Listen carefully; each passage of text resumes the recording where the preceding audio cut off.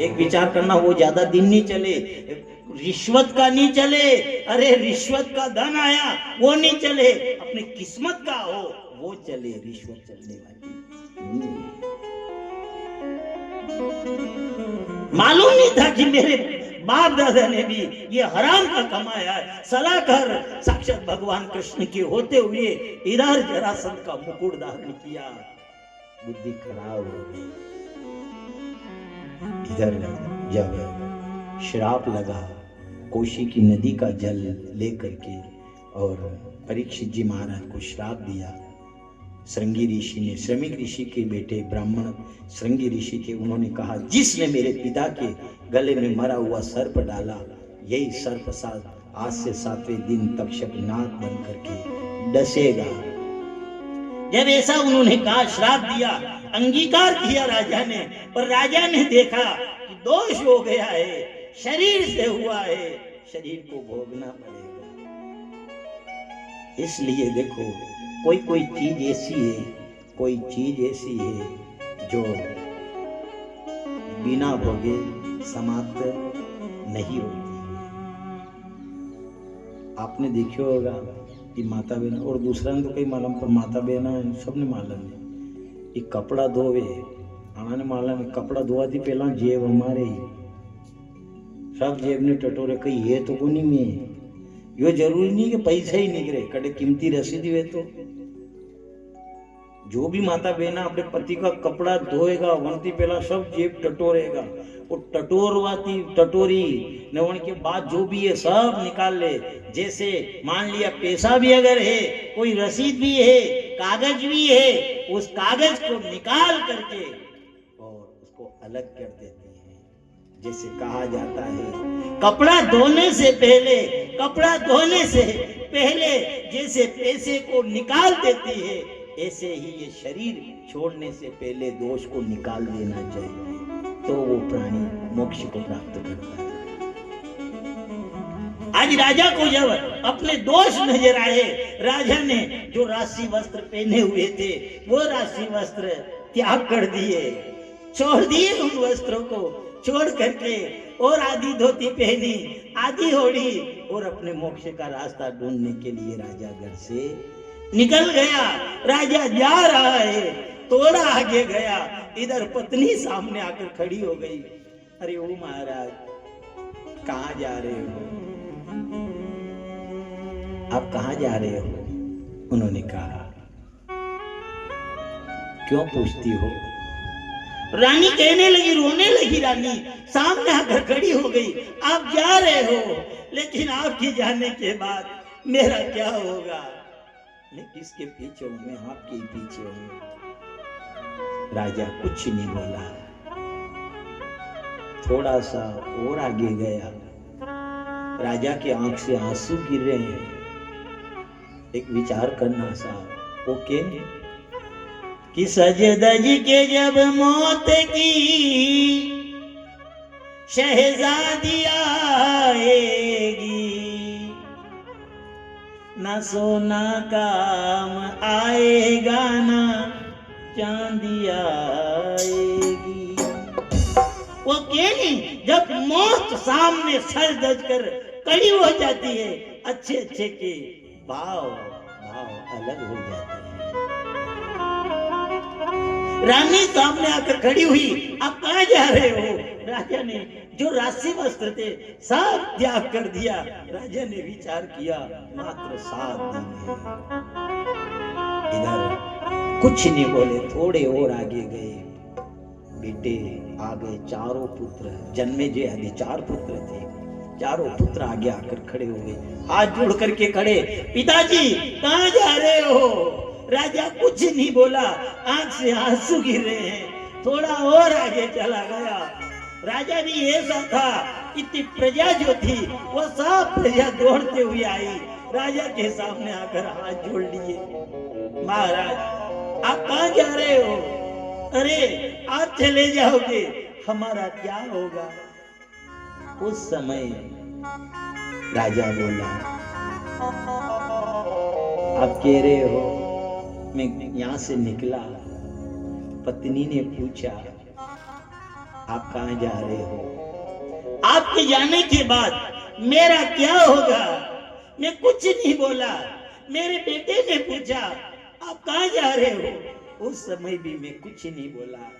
ये प्रजा जो है, ये प्रजा पूछ रही है आप कहां जा रहे हो? आपके जाने के बाद हमारा क्या होगा? पर आप तीनों का मैं उत्तर एक ही उत्तर देता हूं, मैं रहूं या न रहूं इससे कोई फर्क नहीं पड़े। मैं रहूं या न रहूं इससे कोई फर्क नहीं पड़े। मैं जा रहा हूं। पत्नी पूछ रही है आप कहां जा रहे हो? मेरा क्या होगा? अरे मैं हूं तब तक राजा हूं। मेरे मरने के बाद जैसा मैं ऐसा तुझे 4 बेटे देकर के जा रहा हूं। बेटों ने पूछा हमारा क्या होगा? मैं जब तक राजा हूं तब तक राजा, मेरे न रहने पर ये प्रजा तुम्हें राजा बना देगी। इधर प्रजा पूछ रही है आपके जाने के बाद हमारा क्या होगा? आपको ये राजा मिल जाएगा।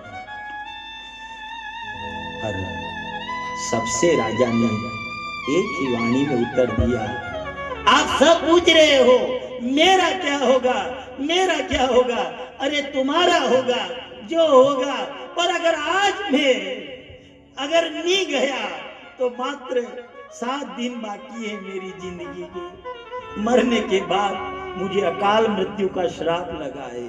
अगर मैं नहीं जाऊंगा तो मेरी आत्मा का क्या होगा? मेरी आत्मा को कौन तारेगा? इसलिए राजा ने प्रजा, बेटे और पत्नी के सामने एक ही आवाज से कहा, कोई नहीं रे, कोई नहीं रे, सिया राम रघुरैया पढ़ो कोई नहीं रे, कोई नहीं रे, कोई नहीं रे, सिया राम रघुरैया पढ़ो कोई नहीं रे, कोई नहीं रे, कोई नहीं रे, सिया राम रघुरैया पढ़ो कोई नहीं रे, ओ कोई नहीं रे, कोई नहीं रे, सिया राम रघुरैया पढ़ो कोई नहीं रे।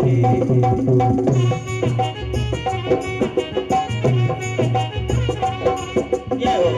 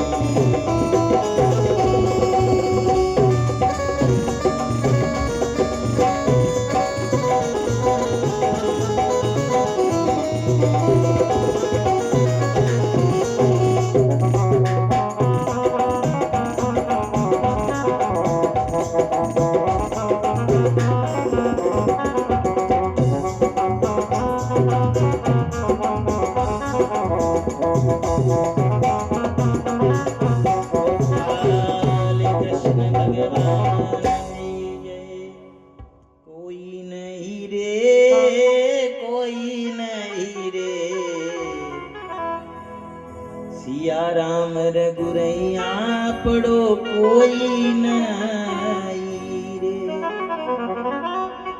इसलिए कोई कोई चीज ऐसी है जो स्वयं को छोड़ना पड़े। राजा की आंख से आंसू गिर रहे थे। पत्नी ने पूछा, बेटे ने पूछा, यहाँ तक कि जितनी प्रजा थी उन प्रजा ने पूछा। राजा ने कहा तुम्हारा तो जो होगा सो होगा, पर अगर मैं समय पे नहीं गया तो मेरा क्या होगा। इधर राजा ने सब त्याग दिए। राजा ने कहा ये सब मोह छोड़ दो, क्योंकि कहा जाता है कोई किसी का नहीं है। अरे जितना प्रेम अपने शरीर से करते हैं, ये जब तक आत्मा है तब तक, उसके बाद तो जल्दी करो। अरे यार आकी उम्र भी 2-4 घंटा और रेवा दो। हाँ बाण क्या होगा, कई दे रहे अतरो मोड़ कर जो तो यार आखी जिंदगी अड़ी मकान में भी गया ने 2-4 घंटा और रेवा दो। पर नहीं साहब, कोई किसी का नहीं है कोई। इसलिए कहा जाता है कुछ इकट्ठा करना चाहिए। जैसे शरीर के लिए अपन धन इकट्ठा करते हैं, ऐसे नाम रूपी धन को इकट्ठा करना चाहिए। माता पिता परिवार सब ए मरघट तक संग आएंगे, स्वार्थ के सब आंसू दे कर वापस घर लौट जाएंगे। एक विचार करना, वो कैसा? लाख कमाओ सोना चांदी, लाख कमाओ सोना चांदी, लाख कमाओ हीरे मोती, पर अंत में इतना याद रखना कफन के जेब नहीं होती। एक विचार करना, चाहे हीरे मोती जवाहरात कितने भी कमा लो, पर एक विचार करना कफन के जेब नहीं होती ना। अपने तो कफन के जेब नहीं वे, ઈ સજાવે જેથી બી મરી જાય તો અહીંયા બોર બાંધેગા ને કણા કયું હાર પહેરાવે, હાર ફેરાતા ફેરાતા સબ ફેરાવે ને રોતા રોતા પછી કહેતા બાપુની આ ઉલા કઈ હજીને કને મજાડામાં રોવા में રીદા હોતી કણા રખમાં की ध्यान રાખજો, વ્યવસ્થિત ખોલીને લાજો, કટે કોઈ ખોલી ले वो दादो थोड़ा बार रोवा को मन करे तो भी नहीं रोवे का जीव वाली रकम में जाए। विचार तो करो साहब, एक तनिक तो विचार करो। अरे अपन कहते हैं ये सब कहां तक, शमशान तक के साथी है, शमशान से आगे कुछ नहीं जाता है। और नियम भी है, यहाँ तक कि एक कमर में धागा बंधा हुआ है, नियम है संसार का, कमर में अगर धागा बंधा हुआ है वो भी ये दुनिया छीन लेती है, छीन लेती है, कुछ साथ में नहीं जाता है। जैसा प्राणी आया है वैसा ही जाता है। पर विचार करना, ये चांदी सोना हीरे जवाहरात सब सब छीन लेते, पर एक विचार करना उनके पल्ले एक रुपयो भी बन जाओ तो कोई देखियो बांधे माखियां भी बांधे पल्ले एक रुपयो। अच्छा ईमानदारी थी बताओ, यहाँ तक कि उनके कमर में डोरो वे, वो डोरो भी दुनिया छोड़ी ले, पर वो रुपयो को नहीं छोड़ियो आज तक। वो क्या है ये घना घना के साहब है, मैं वहां जाऊंगा कथा तो बना के न माँ के हाथे पल्ले कहिए तो था के पल्ले वही तो पुण्य है, सबके माँ के पल्ले कहिए। अरे आपके पल्ले क्या है, आपके पल्ले वो पुण्य है, और वो पुण्य एक ऐसा है आपने देखा नहीं थी जजमान पत्नियां है यहाँ रोज रोज टावेल नियति बदली देगा, मैं बदली देगा, वी कपड़ा बदली देगा, पर वह घटाण हाथ गन तक याद रहेगा। नाचे भी गाई तो पल्लो कमर में यूं रखेगा, फिर हाँ यूं मालूम पड़नी चाहिए मैं जजमान हूं साहब। क्यों साहब, ये क्या है, ये पल्ले जो एक रुपया बांधा हुआ है, ये रुपया रुपया नहीं है, ये भागवत चली जाएगी, ये भागवत चली जाएगी, लेकिन इनके पल्ले पुण्य छोड़ जाएगी, वही पुण्य इनको तारेगा। एक देखना आप कितना भी सोना चांदी हीरे जवाहरात जितना भी कमाना है सब कमा लो, पर एक विचार करना ये दुनिया एक ऐसी है, यहाँ से आगे आगे जाने वाला नहीं है। पर कोई कैसा क्या लेकर के आए थे और क्या लेकर के जाएंगे, कौन कहता है कि कुछ लेकर नहीं जाएंगे। ये 7 दिन की कमाई है, ये कमाई आपके साथ जाएगी। ये आपके पहले जो पुण्य है, ये पुण्य आपके साथ वहां तक जाएगा। साथ छीन ले, देखे मजा ले। संसार तो क्या, संसार के बाप की ताकत नहीं है कि वो पल्ले का रुपया लेकर के आ जाए, क्योंकि वो रुपया नहीं, वो उसका पुण्य है, जो पुण्य प्राणी के साथ में जाता है। तो कोई ऐसा कर्म ऐसा है अपन यहाँ, यह थोड़ी मामूली चीज नहीं है कि यह समय दे रहे हैं। अरे ये समय अपन यहाँ दे रहे हैं, ये अंत समय में मालूम होगा, वो आएगा, ये अगले जन्म का मान लिया जाए। आज राजा परीक्षित ने सब छोड़ दिया, छोड़ करके और चला गया। राजा चाहता तो गंगा किनारे चला जाता, राजा चाहता तो गंगा किनारे जो गया वो चाहता तो हरिद्वार चला जाता, क्योंकि हरिद्वार में बहुत महात्मा मिले, बहुत संत थे वहां पर, उसका उद्धार हो जाता। वो चाहता तो हरिद्वार में चला जाता, वो चाहता तो वृंदावन चला जाता, क्योंकि वृंदावन में भी बहुत संत है। पर राजा ने विचार किया, अगर मेरे कर्म अगर गलत है तो मैं नर्क में जाऊंगा, और अगर मैंने अच्छे कर्म किए होंगे तो चाहे मैं श्रापित हूं तो हूं, पर ना तो मैं हरिद्वार जाऊंगा ना वृंदावन जाऊंगा। एक बीच में एक और तीर्थ क्षेत्र है जिसको सुल्ताल कहते हैं, मैं वहां जाऊंगा। अगर ठीक है भूल मुझसे हुई है तो उस भगवान को ढूंढना पड़ेगा। इतना प्रबल तो होना चाहिए। आप यहाँ बेटा मान लिया जाए ना, अपना ने कथा होनी दी, कथा होनी ना, आप ही अपना भजन मजबूत है ने પછી ગામ વાળા કીધે થી તો નરક में जाओगा વણાય કેવાથી નરક में થોડી ચલી है। આપણે પેલે કહે કે મીનકી के શેકવાથી को टूटेगी साहब, वो कह नहीं, मुझे भरोसा मेरे इष्ट पर, मुझे भरोसा मेरे इष्ट पर कि बंदा नरक नरक नहीं जाए। अरे भरोसा अपना इष्ट भी तो प्रबल होना चाहिए, अपने इष्ट के ऊपर भी अपन को भरोसा होना चाहिए। जैसे अभी के गया पामणा में के गया ना अपना ने जूता खोली जा। अब जूता खोलिया तो अपना यहाँ हमने पामणा की भीड़ ज्यादा थी, जो एक पामणा की ठोकर लगी, जो एक बूट वहां ने और ठोकर लगी, जो और आगे ने और ठोकर लगी, जो अब बोलो साहब अब ठीक है, अब जूता अलग अलग भी है, उधरी जोड़ थी वह जोड़ पूरी बिक्री की। अच्छा ईमानदारी देखो, जूतो वही पग ने ढूंढा, पग जूता ने ढूंढे। कभी वो जूतो घूमियो, कभी पामणा में भी जूतो चालना चाहिए। वो किसी को यूं बूट के नहीं रो यार, तो वो बूट के मारो मालिक देखियो कागे मोहन मालिक की अलग हुई हो।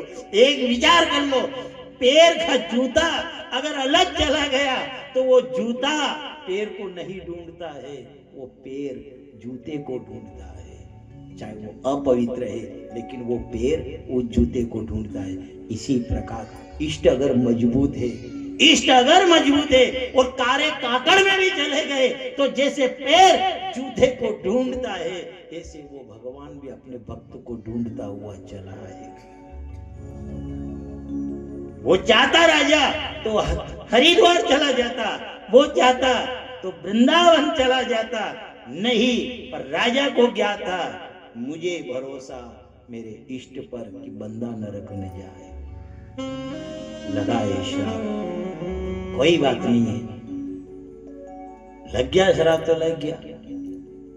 राजा को विश्वास। इधर भरत जी जब राम का वनवास हुआ था, भरत से कहा राज्य करने की, भरत ने राज्य करने के लिए मना कर दिया था। और जैसे ही भरत गए, पर भरत ने कहा, किसी ने कहा तुम मत जाओ, ऐसा नहीं हो कि राम कहीं और आगे चले जाए और तुम्हें दर्शन नहीं देंगे। उन्होंने देखा कि मैं मानता हूं मेरे कारण मेरे रघुवीर को आज 14 वर्ष का वनवास हुआ है, मेरे कारण मेरे राम बन गए। अरे मेरी माँ से कोख से मैंने जन्म लिया है, मेरी माँ के कर्म के कारण आज मैं इतना भागा हूं। जो मैंने केकई के गर्भ से जन्म लिया और केकई नहीं होती तो 14 वर्ष का वनवास राम को नहीं होता। पर भरत ने कहा कि चाहे मैं केकई का बेटा हूं, ये मेरे अंदर अपवित्रता है। मेरी माँ केकई ने मेरे लिए 14 वर्ष का राज मांगा और मेरे भाई राम को वनवास भेजा, मेरे कारण मेरे राम बंद हो गए। ये मेरे अंदर अपवित्रता है, लेकिन मुझे भरोसा है कि मैं राम का छोटा भाई भरत हूँ।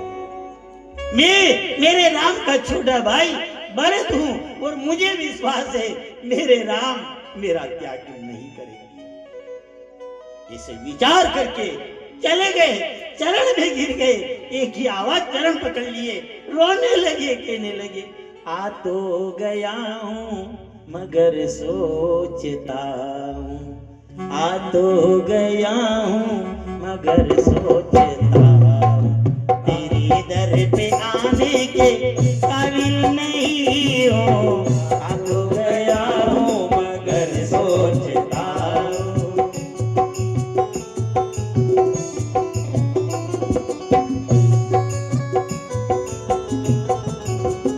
भरत ने देखा मैं पवित्र हूँ, चाहे दुनिया मुझे कलंक लगाए, पर मुझे विश्वास है, मेरे राम के ऊपर विश्वास है, मेरे राम मुझे नहीं ठुकराएंगे। ऐसा करते हुए रोते हुए गए। लक्ष्मण ने तो धनुष बाण उठा लिया था, पर जैसे ही राम ने उनको धैर्य धारण करवाया, राम ने लक्ष्मण को पिटाया।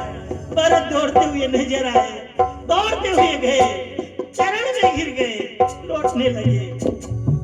आ तो गया हूँ मगर सोचता हूँ, आ तो गया हूँ मगर सोचता हूँ, तेरे दर पे आने के काबिल नहीं हूँ, आ तो गया हूँ मगर सोचता हूँ, तेरे दर पे आने के काबिल नहीं हूँ, आ तो गया हूँ मगर सोचता हूँ।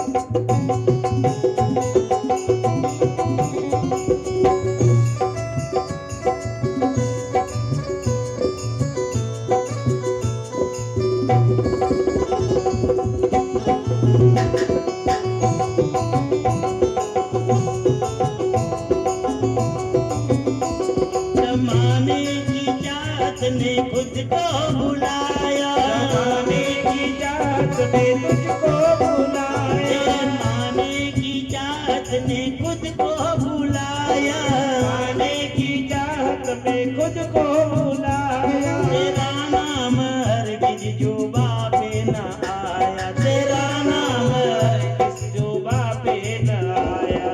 खतावार हूँ मैं, गुनाहगार हूँ मैं, खतावार हूँ मैं, गुनाहगार हूँ। खतावार हूँ मैं, गुनाहगार हूँ मैं। खतावार हूँ मैं, गुनहगार हूँ। तुझे मुँह दिखाने के काबिल नहीं हूँ, आ तो गया हूँ मगर सोचता हूँ।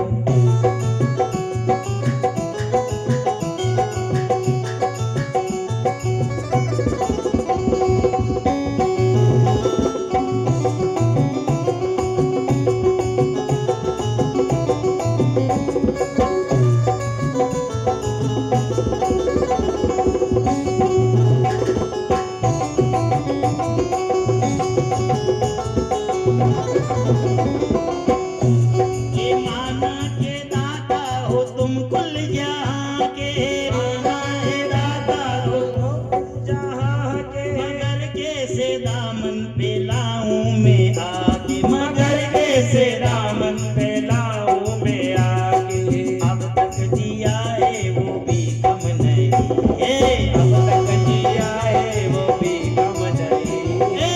अब तक जिया है वो भी कम नहीं है, अब तक जिया है वो भी कम नहीं है। कर्जा चुकाने के काबिल नहीं हूँ, आ तो गया हूँ मगर सोचता हूँ।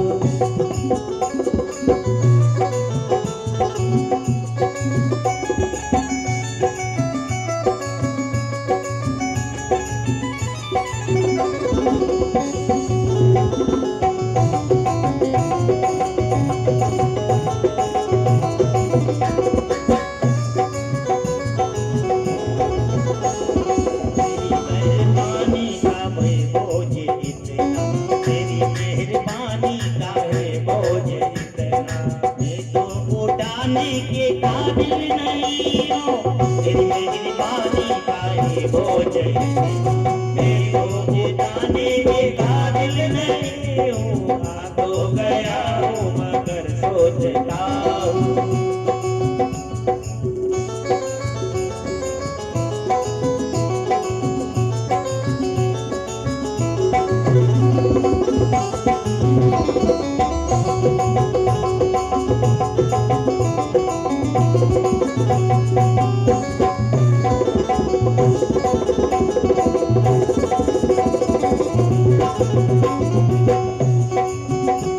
गोपाल कृष्ण मुरारी, जमाने की चाहत ने खुद को बुलाया,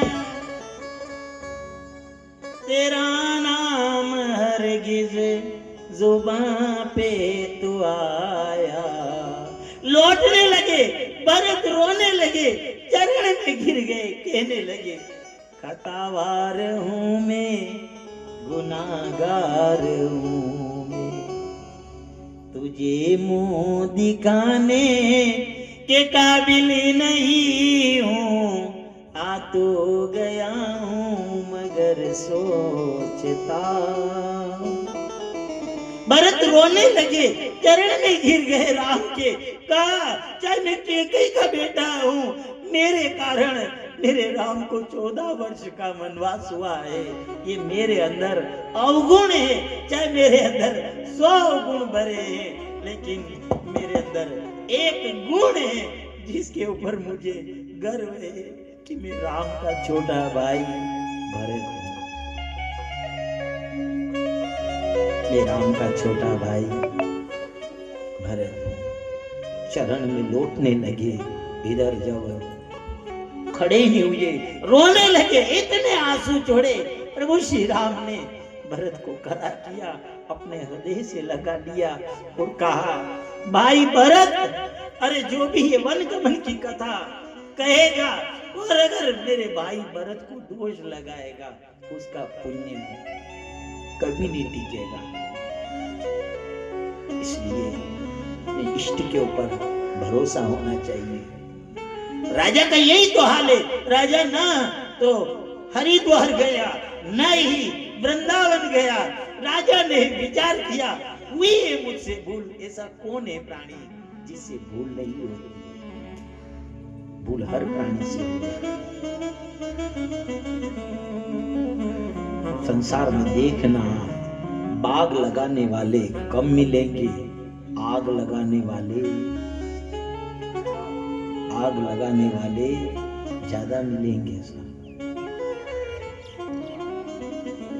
कहा जाता है, आग से भी बड़ा, लगाने वाले से बड़ा बाग लगाने वाला होगा। इधर काम करने वाले भी कम। संसार में देखना, दुनिया में काम करने वाले कम मिलेंगे, पर कान भरने वाले ज्यादा मिलेंगे। अयोध्या में यही तो था। अयोध्या में काम करने वाले बहुत थे। जब राजा राम का राज तिलक हो रहा था, उस समय काम करने वाले बहुत थे, लेकिन एक ऐसी आई कान भरने वाली, जिसने पूरी अयोध्या में एक बात फैली हुई थी कि कल राम राजा बनेगा। और एक कान में ऐसा विष गोला। इसलिए कहा जाता है, एक और ध्यान रखना साहब, अगर मुंह के अंदर जहर चला गया तो एक प्राणी मरता है।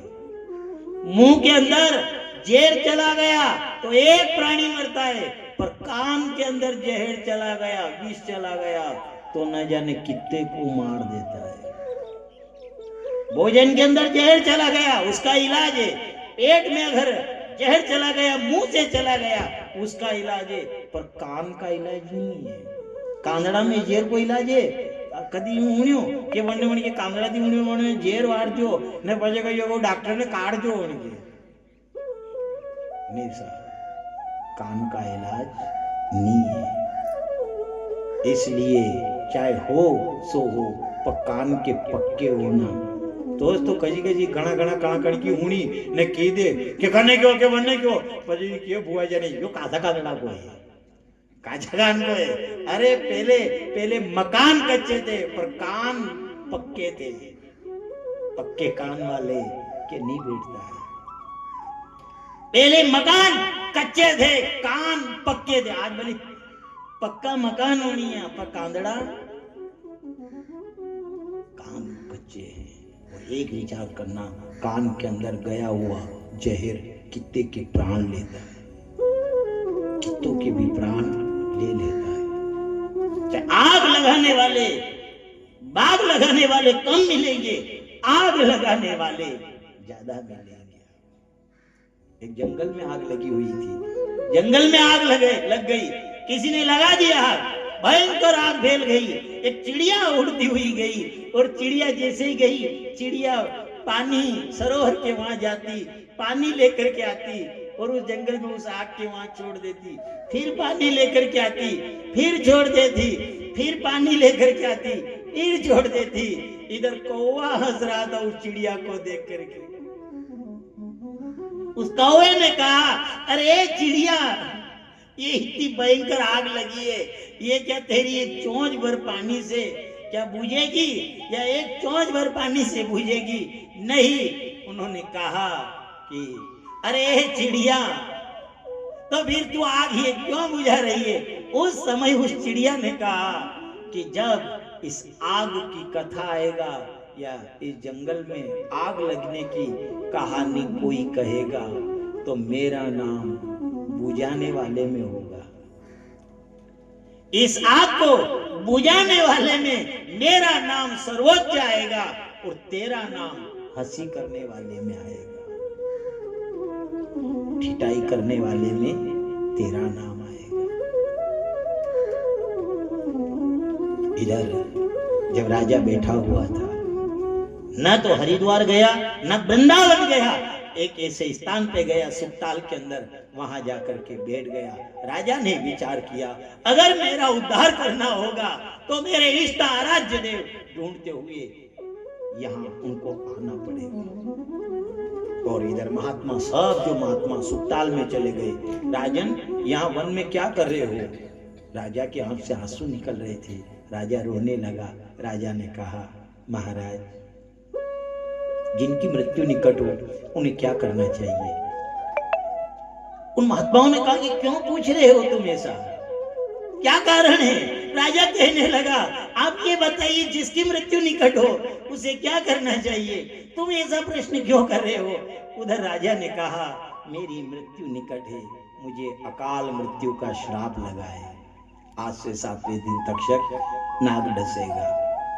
इधर उन महात्माओं ने कहा, इसका उत्तर तो हम नहीं जानते, पर हे राजन, हाँ, हम इतना तो जानते हैं कि जब तक तुम्हारे प्राण नहीं जाए, वो तक्षक नाग आकर तुम्हें नहीं डस लेता, तब तक हम तुम्हें छोड़ करके जाने वाले नहीं। इतना हरिगुणगान करेंगे कि तुम यहाँ बीच में बैठे रहो, उपाय हमको याद नहीं है, पर तक्षक नाग जब तक दंश नहीं मार ले तब तक हम तुम्हें छोड़ करके जाने वाले नहीं है। इस प्रकार इतना कह करके राजा को घेर करके वहीं बैठे। पर कहा जाता है कि जिसके पिता का सौकारा अच्छा हो उसके बेटे को ज्यादा भटकना नहीं पड़े। जाति मान लिया जाए, भले अर्जुन ने नणन मांगा, यहाँ थी मंसूर जावे, कहो साहब रकम चाहिए, वाह साहब सोनार ने रकम निकाली थी, कटे रहना आपके मिंडला खेला रहना, अच्छा वाह साहब, कई कई चाहिए जितनी रकम थी सब रकम निकाल ली। अब उनके बाद वणन जो साहब एक काम करो, कतरा रुपया होने, 2.5 लाख रुपया होने, वणन चुके 2 लाख तो नगद ने 50,000 बाकी रखना पड़ेगा। अब गांव को नाम भली माला में, पर या कौन वणन देखो 50,000, हाँ नहीं साहब भली कई करो, आप बुरो मानो मत, पर फोन ना में तो 1 रुपये की उधार दी है, दूसरी वेदी तो कई बात दिखा एक होनो से जब न मान लिया चांदी लेता है की देता है होना उधार, जो चांदी में उधारी नहीं, जो सही रकम वाज ला देगी, पर एकदम बात कर दी साहब 1 रुपये उधार नहीं वे। वाह साहब एक काम करो, यदि वाह 50,000 की रकम यहाँ रेवा दो, पैसा जावा ने, अच्छा आप मारो, हाँ कण क्यों आप मंत्री साहब के अरे बोलिए यार एक काम करो, ले जाओ, कब होना में तो 1 रुपया की उधार नहीं वे, ने सीधे उधार देवा लगा। अरे यार मालूम नहीं थी वणन में राम राम कीजिए रे, मुंह जाने के कटे कई मालूम नहीं। ये कारण क्या है? पिता का सौकारा अच्छा है तो बेटे को ज्यादा भटकना नहीं पड़े, और पिता का अगर सौकारा पिता का बिगड़ा हुआ है तो बेटे को पसीना आता है। अर्जुन का सौकारा भगवान कृष्ण से था। ये क्या है? ये मान लिया जाए, ये परिवार में कथा हो रही है, ये यहाँ नहीं, ये पीछे पीढ़ी तक इसका नाम चलेगा। ये सौकारा है। एक विचार कर लो, जब भगवान कृष्ण से अर्जुन ने मित्रता करी थी, उनके मित्र थे, उनके सखा थे, तो अर्जुन का उद्धार भगवान कृष्ण ने किया। तो कृष्ण चले गए, लेकिन कृष्ण कथा छोड़ करके गए। क्यों छोड़ करके गए? इसलिए उनको ज्ञात था कि अर्जुन के पीछे वाली पीढ़ी में अगर संकट आ जाएगा तो कौन उद्धार करेगा।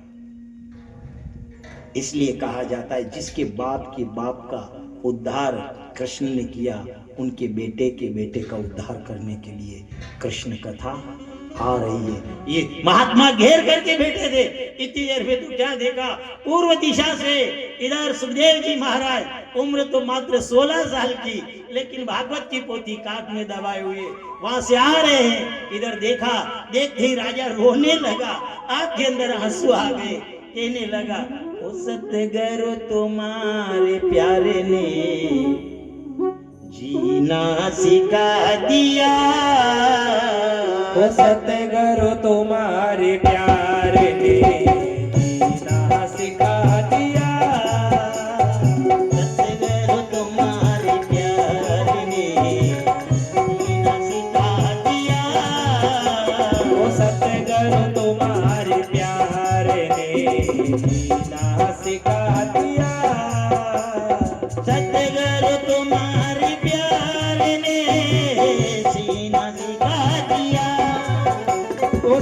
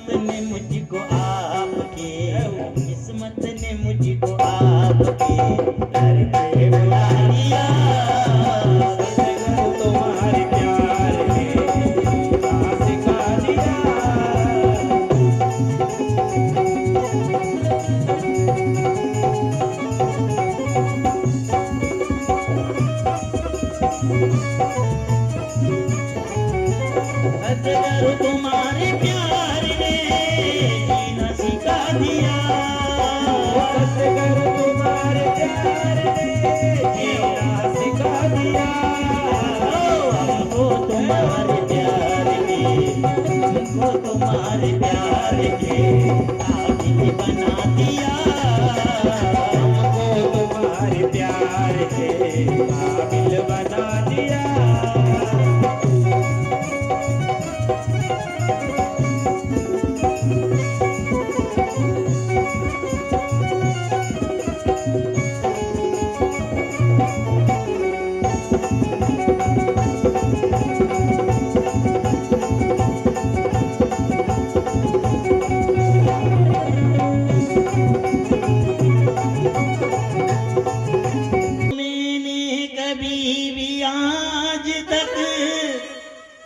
नमन नहीं किया रे,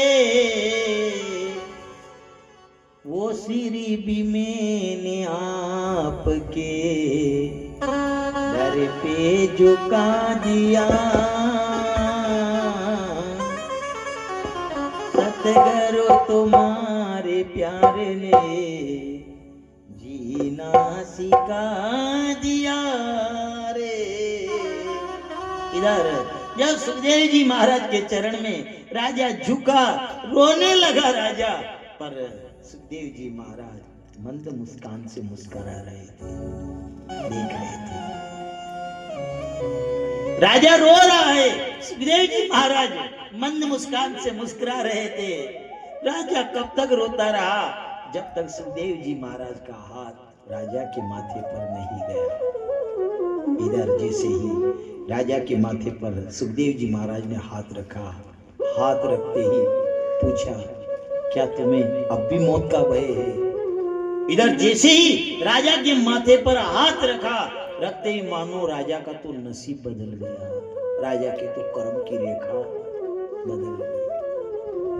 इसलिए शुरुदिन कहा था कि चाहे कथा में जेब के ऊपर हाथ नहीं जाए, 50,000 रुपये तो जेब के आखो दिन यो हाथ घूमतो तो को अटकरे, ये तो भी जेब में अटकरे नहीं। ये कभी मान लिया जाए आना ने जो 50,000 की गड्डी दी जा तो ये कमाड़ दी हाकर लगई कतरा है नाना 50,000, अब 50,000 नाना की जो 50,000 ही जाई पा। हाँ ये हाकर लगे ना उनके बाद 1 2 3 एकला एकला कहा था खाके आना ने भी गर्मी है होनी चीज बोली नी आ गए तो 10 एक जगह। हाँ ये कतरा भी यही 10 हुआ, फिर 1 2 3 20 नोट ये तो ये 10 ने 10 ये 20 हुआ, इतर कने जमा लिया। पर एक विचार कर लो, मान लिया जाए गड्डी दे वो तो हर कोई गणवाई कोशिश करे, कभी कोई मारा जल्दी में दी जाए मारा पेड़ तो नहीं या मारा तो देखा वो चल जाए ना फिर मारा पेड़ लग जाओ, वो भी तो मेरी जगह की नहीं मेरी जगह कि कहीं है कि कभी नानू मान लिया जल्दबाजी में कटे 1-2 महीनों ज्यादा निकारी होगा तो कहा कि जल्दी की मारा अलग रहे, दूसरे तो राम राम राम ये फ्री टाइम की न जल्दी में तो राम राम राम राम राम राम राम। भगवान जाने भी महीने आगे क्या देखा।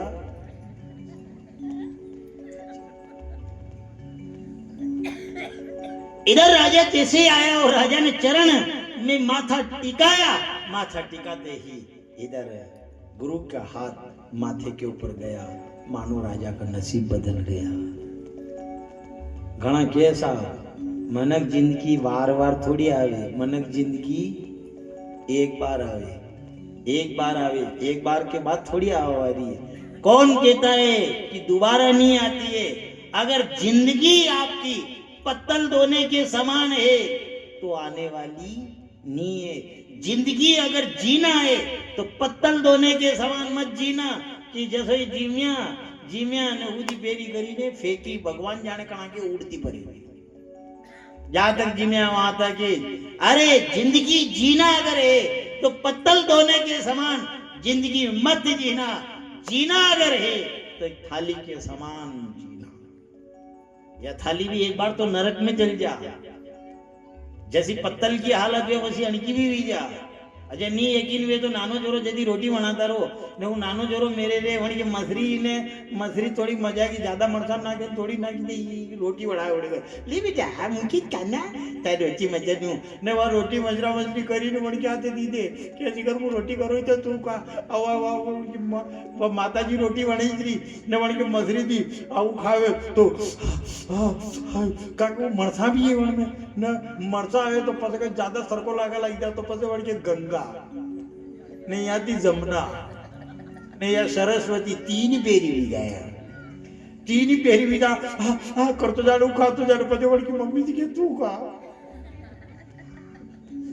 वाक्य के या गंगा जमुना पेरी भी ते की तूच का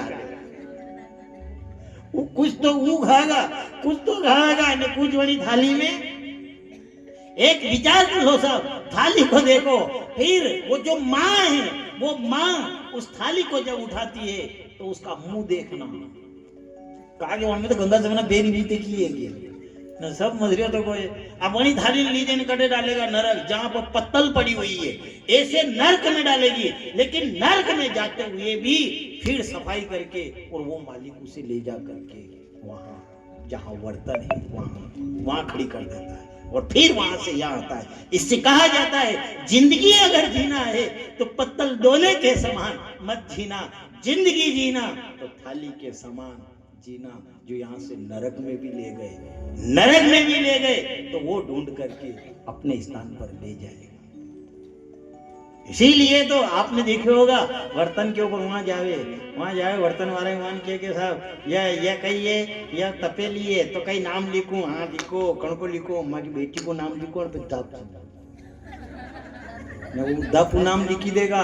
दप नाम लिखी दो भली 20 तपेलियां पड़ी हुएगा वहां 20 तपेलिया की गड्डी में अगर वह तपेली कोई बदलाई कोई करेगा तो वह दप बदला दे भाई जा के कसी है या मारी तपेली है मारी और किलो का थारी कई है जाने मारे तो मारो नाम है मत दपू हमारा तपेलिया नहीं क्यों तपेलिया नहीं क्योंकि आज तो कोई है आपी पजे वाह तपेली के दपू वाली थी भली खोई जाओ पर मुंह को वाली कोनी मारी दपू आओ वाली है मने लीजा वाली है क्यों था एक विचार कर लो एक वर्तन के ऊपर नाम है एक वर्तन के ऊपर नाम है तो वो वर्तन का मालिक उसे ले जाएगा। ये नर्तन है इस नर्तन के ऊपर सांवरिया सेठ का नाम है तो वो सांवरिया सेठ इस नर्तन को भी लेकर के जाएगा। नंद भवन में उड़ रही धूल मोहे प्यारी लगे नंद भवन में उड़ रही धूल मोहे प्यारी लगे नंद भवन में उड़ रही धूल मोहे प्यारी लगे भवन में उड़ रही धूल मोहे प्यारी लगे।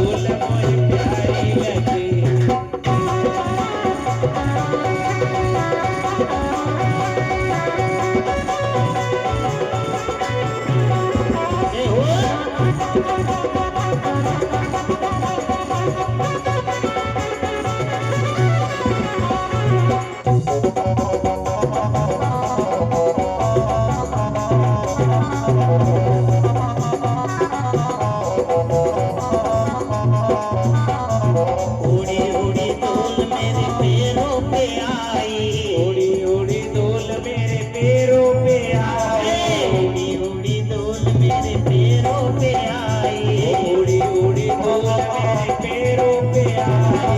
नीरद मैंने नीरद नीरद किया रे भरे को रोज मोई प्यारी लगी, नीरद किया रे भरपूर धूल मोहे प्यारी लगी।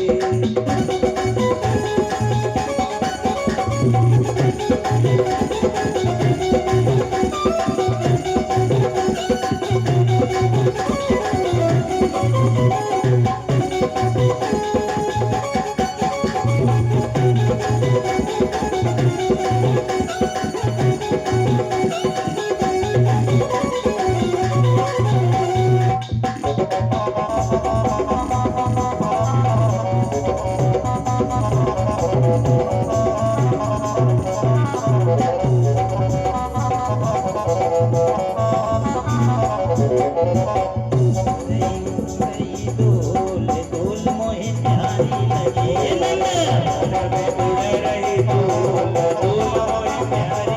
गोपाल कृष्ण भगवान की जय हो। इसलिए कहा जाता है वर्तन के ऊपर नाम है वो वर्तन का मालिक ले जाता है, ऐसे इस नर्तन के ऊपर भी अगर नाम है, कोई कह दे कि आप तो नरक में जाओगे, ठीक है, नरक में भी अगर जाएंगे, यमराज के दूत नरक में भी ले जाएंगे, तो अगर नाम है तो वो इस नर्तन का मालिक है, वो मालिक अपने साथ नरक से भी निकाल करके ले जाएगा। सुखदेव जी महाराज की शरण में जब परीक्षित जी महाराज बैठे हुए थे, माथे के ऊपर हाथ रखा, कहा क्या अब भी तुम्हें डर है मौत का? उन्होंने कहा अब तो मैं गुरु की शरण में आ गया। तूने बदल दी है मेरी रेखा नसीब की, तूने बदल दी है मेरी रेखा नसीब की, तेरे चलाए से चली नैया गरीब। इसलिए कथा में यही तो है, कथा में दो चीज आ गई, एक तो आरती, आरती आवे यूं हाथ घुमावा, यूं हाथ का घुमावा आणि लिए कि क्या रेखा गड़बड़ शरबड़ वे तो सही कर दीजो, यूं नहीं कायदे यूं भी घुमाई सको, यूं यूं भी लागी दे, जार तो यही लागी दे, हाथ तपाओ तो यूं यूं तपा तपा तो कभी यूं भी तो तपाओ कि तपाओ, यूं भी तपाई था अभी, पर नहीं था यूं, क्यों? क्योंकि आने लिए घुमावे कि अणमें के कटी पटी वे तो सही कर दीजो, यहाँ की भी सही कर दो, नमन के बाद यहाँ ई भी जरूरी है राव, नहीं तेरे यहाँ दे आणि लिए कधी कधी यूं घना घना यूं भी के मुँह यूं कर दूं, मुँह यूं कर दूं, वो दुर्योधन ने यूं तो कीधो तो मुँह यूं कर दूं, नहीं यूं यूं करतो करतो यूं यूं करवा लागो ने आखिर में પછી यूं यूं करनो पड़ियो। ये सत्य तो ये है, पहली बात तो ये है, कभी भी कोई भी नेता है और के ताली बजाओ, नहीं बजाना ऐसा, ये नाद है, ये नाद है, मामूली चीज नहीं है, और ये नाद नारायण के कीर्तन में ही बजाना चाहिए, मामूली चीज नहीं है ये मामूली चीज नहीं है। जब न्यास करवाते हैं पंडित लोग उस समय, और जब इस प्रकार से जो न्यास करवाते, न्यास करवाने पर नाद बजाया जाता है, नाद बजाने से ये शरीर स्वयं मंत्रमय हो जाता है, ऐसा शास्त्र का कथन है। घना घना किया ताली बजा, बजा लगे, बजाना है तो ही तो गाए, ताली बाजी ताल की जय कन्हैया। आप कहीं भी देखो, कहीं ताल में नहीं आएगा, पर एक ही बात, जब भी उस नारायण की कथा में उसके अवतार की कथा आएगी, उस समय वो नाद बजता है, जिससे नारायण सुनता है और नारायण प्रसन्न होता है, वो नाद वो उसी समय कहा गया है ताली बाजी। इधर गणा गणा की इंशट में भी तालियां बजावे गणा, तो गरीब के वहां भी कभी मत बजाना, क्योंकि जब अपन गरीब की हंसी होती है और ऐसा बजाते हैं, ऐसा नहीं कि कोई नेता क्यों आए, कोई गरीब की अगर फजीते उड़े और उस फजीते में अगर अपन ताली बजाते हैं, यहाँ ये बजाया, विचार करना अंत समय में यहाँ बजाना पड़े। इसलिए बजाना हो कभी बजाओ, लेकिन बजाना है तो मेरे सावरिया यही बजाना। इससे क्या है, इससे रेखा समाप्त हो गई।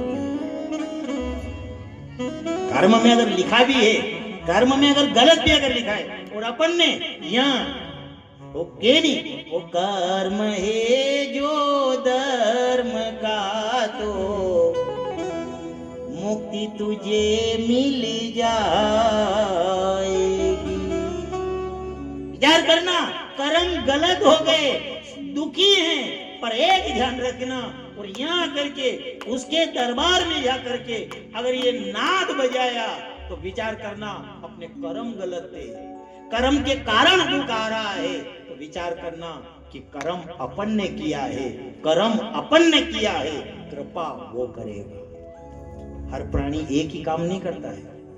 ये साहब गलती आप ही करदा, मान लिया जाए गलती आप ही करदा ने वजह साहब बना के तो कोई कहते जज साहब ने खरीदो ने कोई कहे कि वना साहब ने खरीदी लो, वना ने क्या खरीदो यार, वना का हाथ जोड़न पग पकड़े हुए ध्यान डालिए का सजा मत दीजो। पहला नंबर कर्म ही क्यों किए गलत, विचार कर लो, कर्म अपन करते, गलत कर्म अपन करते तो सजा अपन को ही सुनाना चाहिए, नहीं कर्म अगर अपन ने गलत किए हैं तो सजा सुनाते दूसरे हैं। तो विचार कर लो, अपने कर्म पे अगर दूसरे सजा सुनाते और सजा काटना पड़े तो अपन ने गलत कर्म किए और भजन करेंगे तो उसकी कृपा बरसेगी, उससे मुक्ति मिलेगी। कर्म अपना है, कृपा उसकी है। काम समझ में आई नहीं। कोई गरीब है, नरसू गरीब है, उन्हें 2 टाइम की रोटी भी नहीं मिले। अच्छा ईमानदारी देखो, नरसू गरीब है, उनके 2 टाइम की रोटी को भी ठिकानों को नहीं, तो काजू बादाम खाई सके। पर उनका कर्म ऐसा है कि अत्र कर्म के कारण अत्रो गरीब है कि उनके घर में 2 टाइम की रोटी भी चैनती नहीं मिले। पर वही सांवरिया सेठ जी कृपा देखो, जो उनका दुख हो जाए काजू बादाम की प्रिय है। अब बोलो साहब, कई भाव काजू बादाम को ने, कई आटा दाल को भाव है, पर ये रोटी 2 टाइम की नहीं मिल रही है, ये कारण तो है, उसका कर्म गलत है। पर दोनों जेब उसके काजू बादाम से भरे हुए हैं, ये उसकी कृपा है। अब मान लिया जाए नरसुंग गरीब, 2 टाइम की रोटी भी नहीं मिले बने, वो नौकर रहो तो कण के वहां कलेक्टर साहब के वहां।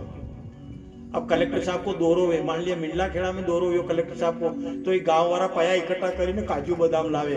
अब कलेक्टर साहब तो साइन करवा दिया ने वो बादाम वो खा जोड़ा बे उठाई गई ने वो खावे तो खावे ने और कोयाम पड़े। कलेक्टर साहब ने 1-2 काजू बादाम ली थी ने जैसे वो मुंडा ली ने 1-2 काजू बादाम ने कहीं दाका वगैरह खाई ने ये साइन करवा लिया ने ई बैग डाबा वाला ई कहीं अड़ा योज कहा अड़ाई कैसे साइन करना, अड़ाई तो कलेक्टर साहब का ठेला उठाना है साहब, नौकर वाला का है तो देखी लगे भी लोग साहब में साइन कराम लगी रहा, वाता कराम लगी रहा, वो क्या रतरी ने कहा तो कोई और ये घर काजू बादाम का डब्बा भर रहा। ये क्या है, ये जिसको आटा सामान नहीं मिले उसके घर काजू बादाम भरे, ये क्या है, ये कर्म उसके गलत है, इस कारण आटा सामान नहीं है। और उसकी कृपा देखो, जो काजू बादाम,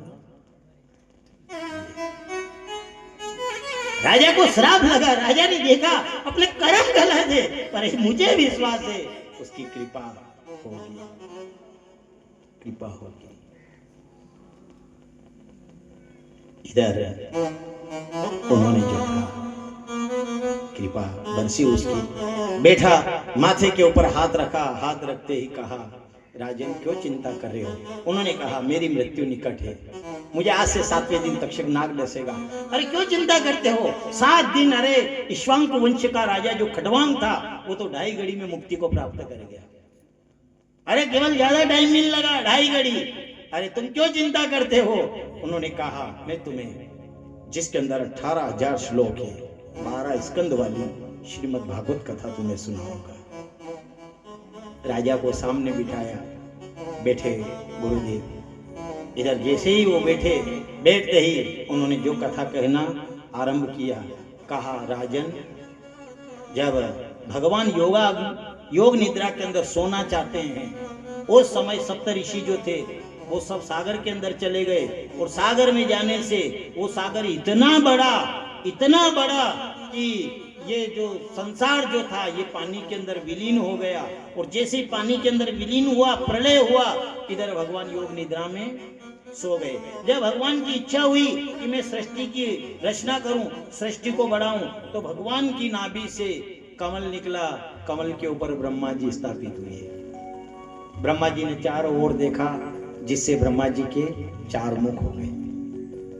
इधर ब्रह्मा जी ने देखा कि इस कमल के ऊपर जो ब्रह्मा जी विद्यमान थे, तो ब्रह्मा जी ने विचार किया आखिर इस कमल के ऊपर मैं आया कहां से, इसकी जड़ कहां है, और उसकी जड़ को ढूंढने के लिए गए। तो ढूंढते ढूंढते चले ही गए, लेकिन उसकी जड़ का कहीं पता नहीं लगा। फिर वहां से बाहर निकले और जैसे उस कमल के ऊपर स्थापित हुए, उसी समय एक पानी के अंदर से एक आवाज आई, तप करो। उसी समय ब्रह्मा जी ने तपस्या करना आरंभ किया। तो जिस नारायण को ढूंढने के लिए वो गए थे, वो नारायणी सामने प्रकट हो गए। जिनको ढूंढने के लिए गए, पाना चाहा, लेकिन वो नहीं मिले।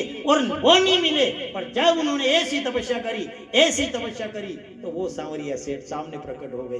ब्रह्मा जी ने हाथ जोड़े, कहा क्या आज्ञा है, मुझे आज्ञा दीजिए। उन्होंने कहा तुम सृष्टि को बढ़ाओ। तभी नारद जी की गोद से ब्रह्मा जी की गोद से नारद जी महाराज का जन्म हुआ।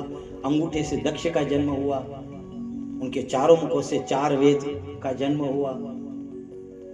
जो मरीचि ऋषि जो थे, उन ऋषियों को उन्होंने उत्पन्न किया। 7 स्वर उन्होंने अपने चारों मुखों से उत्पन्न किया। 4 वेद उत्पन्न किए। अनेक प्रकार से जब सृष्टि को बढ़ाने लगे, जब उनकी वाणी से सरस्वती उत्पन्न हुई, लेकिन सरस्वती को देख करके वो मोहित हो गए। उन और मरीचि ऋषि ने कहा पिताजी ये क्या कर रहे हो, तुम इनके ऊपर मोहित हो गए हो, तुमने ही प्रकट करी। उसी समय ब्रह्मा जी ने अपने शरीर को छोड़ दिया, और जो कोहरा बनता है वो कोहरा ब्रह्मा जी का शरीर था। ब्रह्मा जी ने दूसरा शरीर धारण किया। उन्होंने फिर जब सृष्टि की रचना करी, सृष्टि को बढ़ाने के लिए जब प्रयास किया, जब सृष्टि नहीं बढ़ी, तभी देव को दोष दिया। तो ब्रह्मा जी के एक शरीर के 2 भाग बन गए। आधे भाग से तो पुरुष और आधे भाग से स्त्री। दोनों जो ब्रह्मा जी के शरीर से एक स्त्री और पुरुष का जोड़ा सामने आकर खड़ा हो गया, हाथ जोड़े और कहा क्या आज्ञा है। उसी समय मनु महाराज और शत्रुपा नाम के वो जोड़े थे, उनसे कहा कि तुम मैथुन क्रिया से सृष्टि को बढ़ाओ। उन्होंने कहा कि हम सृष्टि को तो बढ़ाए, पर सृष्टि बढ़ाएंगे तो ये रखेंगे कहां उस प्रजा को। उन्होंने इस प्रकार से कहा। उसी समय उनकी नासिका के अंदर से एक वराह का बच्चा निकला और देखते ही देखते भयंकर रूप धारण कर लिया। पानी के अंदर चला गया, और पानी के अंदर जैसे ही गया, वहां जाकर हिरण्याक्ष पृथ्वी को लेकर के बैठा हुआ था, उसका वध करके और पृथ्वी को वारांतिनी करी, पानी के ऊपर स्थापित करी। जब इतनी कथा सुखदेव जी महाराज ने परीक्षित को सुनाई, परीक्षित जी महाराज कहने लगे कि ये हिरण्याक्ष कौन था,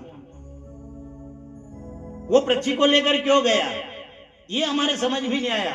उन्होंने कहा कि एक समय दीति जो थी काम वासना लेकर अपने पति के पास में गई और कहा कि मुझे काम ने सताया है। इधर उनके पति कश्यप ऋषि ने कहा कि ये काम का समय नहीं है, ये राम का समय है। इसलिए कहा जाता है कुछ समय ऐसा है, कोई दोष अगर शरीर से होता है और अपन विचार कर ले कि साहब वो ऐसे नष्ट नहीं होता है, या तो उसको भोगना पड़ता है, या तो भोगने से वो दोष समाप्त होता है, या भजन करने से वो दोष समाप्त होता है। तो भोगना तो बड़ा कठिन है, इसलिए भजन करना चाहिए। और पहली बात तो ये भजन भी कब करना चाहिए, वो कहनी कि राम का समय अलग है, काम का समय अलग है। ये समय जवानी रहती है, जवानी, और आप वजन उठाने की ताकत रखते हो, तो जिस समय वजन उठाओ उस समय भजन को भी उसी समय बढ़ाना चाहिए। क्योंकि जो भजने का समय है, पचने का समय जो होता है वही भजने का होता है। कहा कि एक समय अलग रे, मान ली नया लड़का ने, नया छोटा ही ये बार नन्ना छोरी बेटा अनाना आप सेव भी खवाड़ दो ने दाल बापला भी खवाड़ दो तो ये नींद काढ़िया करे, बड़ी गजब की नींद काढ़ेगा। ने 90 साल वाला ने सेव भी खवाड़ दो ने बापला ही खवाड़ दो, होना नींद आवे व्याकी रात પછી કે કઈ વીરો મારા પેટ में कड़ा कई वीरो कड़ा कई वीरो का के पछे कोनी। एक विचार कर लो, जो भजने का समय था वो पचने का भी समय था। अब मान लिया जाए, आप ही विचार कर लाना कि साहब बुढ़ापा में जो दिवस पचे ला तो बुढ़ापा में पचे ने, वो भगवान भी कलाकार है। मान लिया छोटा रहा वही वे दारी अलग रे, दूध पिया की दारी अलग है ने, दार बाटी खावा की दारी अलग, वो पलटे दे करे, ये सब तोड़ दिया दारी पलटे दिन पर वह दूसरी दारी लगी थी। बाटिया खावा का दांत अलग ही जा ने, बुढ़ापा आए फिर वह दारी भी एडिंग फेंकी दी।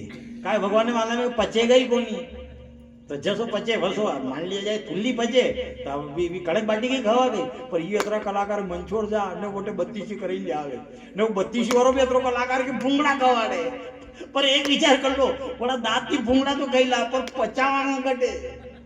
तो कहा जाता है जो पचने का समय होता है वही भजने का समय होता है। तभी तो गाय भजन कर मस्त जवानी में बुढ़ापा इसने देखा, भजन कर मस्त जवानी में बुढ़ापा इसने देखा, भजन कर मस्त जवानी में बुढ़ापा इसने देखा।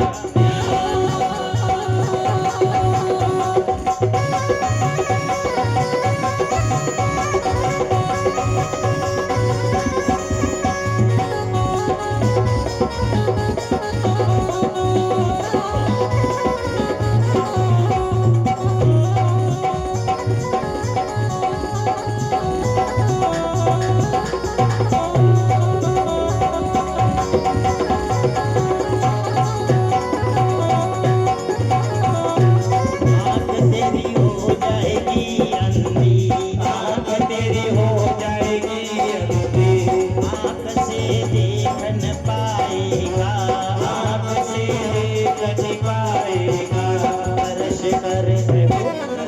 जवानी में बुढ़ापा इसने देखा।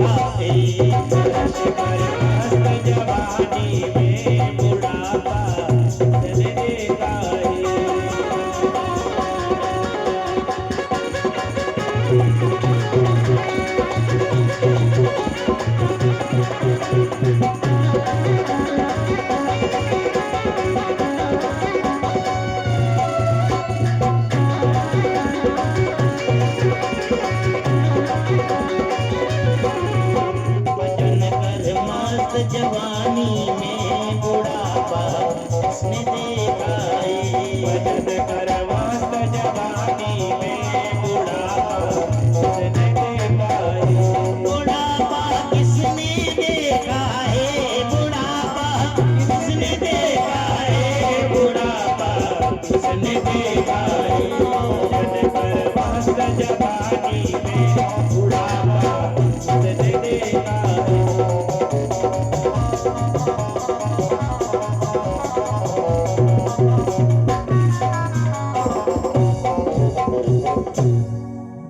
बुढ़ापा किसने देखा है रे, बुढ़ापा किसने देखा है। इसलिए कहा जाता है जो पचने का समय रहता है वो भजने का भी समय। यदि रोटी पची जा वन टाइम पे आप भजन करो तो पावरफुल भी ने भजन करो, तो बड़ी खतरनाक चीज है। पर हाँ होना थी के कदी के भजन करो यो अबार टेम जोड़ी है ददी थोड़ो और वजन है, यो वजन उतरी जाएगा पछे आखी उम्र भजन ही करना, तो वजन कदी उतारोगा। एक विचार कर लो, आप ही विचार कर ला कि बोझ थी बगले भी जावा, छोटा सा रहेगा ये नाना ना है, थोड़ो सा और बड़ो यो गाड़ी आवा लग जाएगा स्कूल की। जो आ मां टिप्पण तैयार કરીને हेवरा पेली उठाड़ी ने बगे नी उड़ेगा वणती पेला उठेलो टांगीने उछलाई कोनी वणती वी किताबा ने वो वजन पाजे लादी देगा वो चालेगा वो बड़ी बड़ी टेम्पो में वो जाड़ेगा यार यो थोड़ा दिन बाद वजन बगले वी जाएगा बनी जाओ तो वजन बगले ने कई वजन बगले वे थोड़ो और बड़ो व्यो जवान व्यो ने वो वजन बगले व्यो ने यूरिया खातो ओटो खांदा पड़ जाएगा। वो छोटो तो वो तो बगले भी कोनी ना वो कटो तो 50-50 किलो 60 किलो वजन तो केगा वो ने वो जानेगा थोड़ा दिन बाद हो रे यो वजन ही बगले वी जा ने कशो वजन बगले वे धीरे धीरे करीने बुढ़ापो आई जा ने वो यूरिया खाद को कटो बगले गयो ने पते पोता पोती कांदा पाते आई पड़े का कि खड़िया तो कई कोई ને તોકણા પડે ની તોકો તો ખાણા રાખો તો વણાવે નહીં તો કઈ વણાવે લાડી દેખા નાનન મત રાખો ને પછી કહો લાડી રોટી है बाकी आओ रोटी कवाड़ू उन्नी उन्नी था ना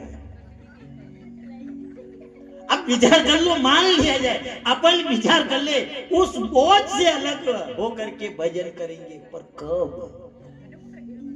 अरे कब उस बोझ को अलग कर पाओगे नहीं अरे यहाँ से चले जाएंगे तो भी बोझ हटने वाला नहीं है ऐसा विचार करके मन में ठान लेना चाहिए भजन कर मस्त जवानी में बुढ़ापा किसने देखा भजन कर मस्त जवानी में बुढ़ापा किसने देखा है बुढ़ापा किसने देखा है बुढ़ापा किसने देखा है बुढ़ापा किसने देखा है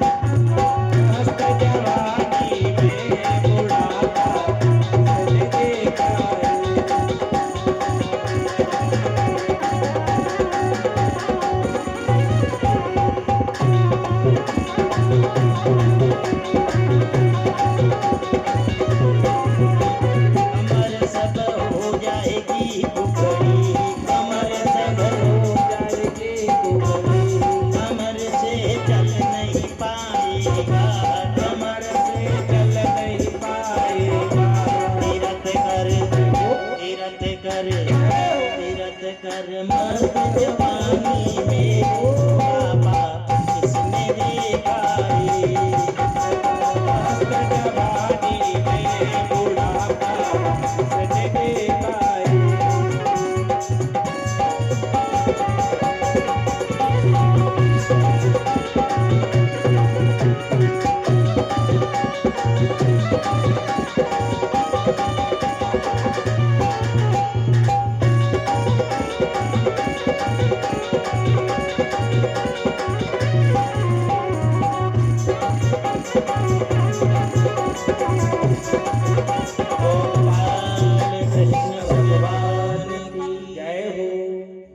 भजन कर मस्त जवानी में बुढ़ापा किसने देखा है और एक विचार करना सबसे खतरनाक चीज है तो है वो बुढ़ापा काय बुढ़ापा में इच्छा भी वेगणी खावाकी ने खाई नहीं सको का के शेव खावा की इच्छा ने शेव खावा लगी जाओ तो गाम का के ई वंगे लगाओगा थाने अबे कहाँ खापरपना में सेवा कही है तो ये भी कलाकार है ये जो बूढ़ा बूढ़ा ही कलाकार है ये दाना शव नाना थी जोड़िया ने कुरकुरा लावे वण के दांत कोनी नाना की बके दांत कोनी एक कुरकुरो वने कवाड़े एक कुरकुरो ही का ने वजह के यो मारे वना रे कोनी कीतन नहीं रहता का वो मेरे आवे बोलो में 2 दिन नंदी सुन क्या करो वण के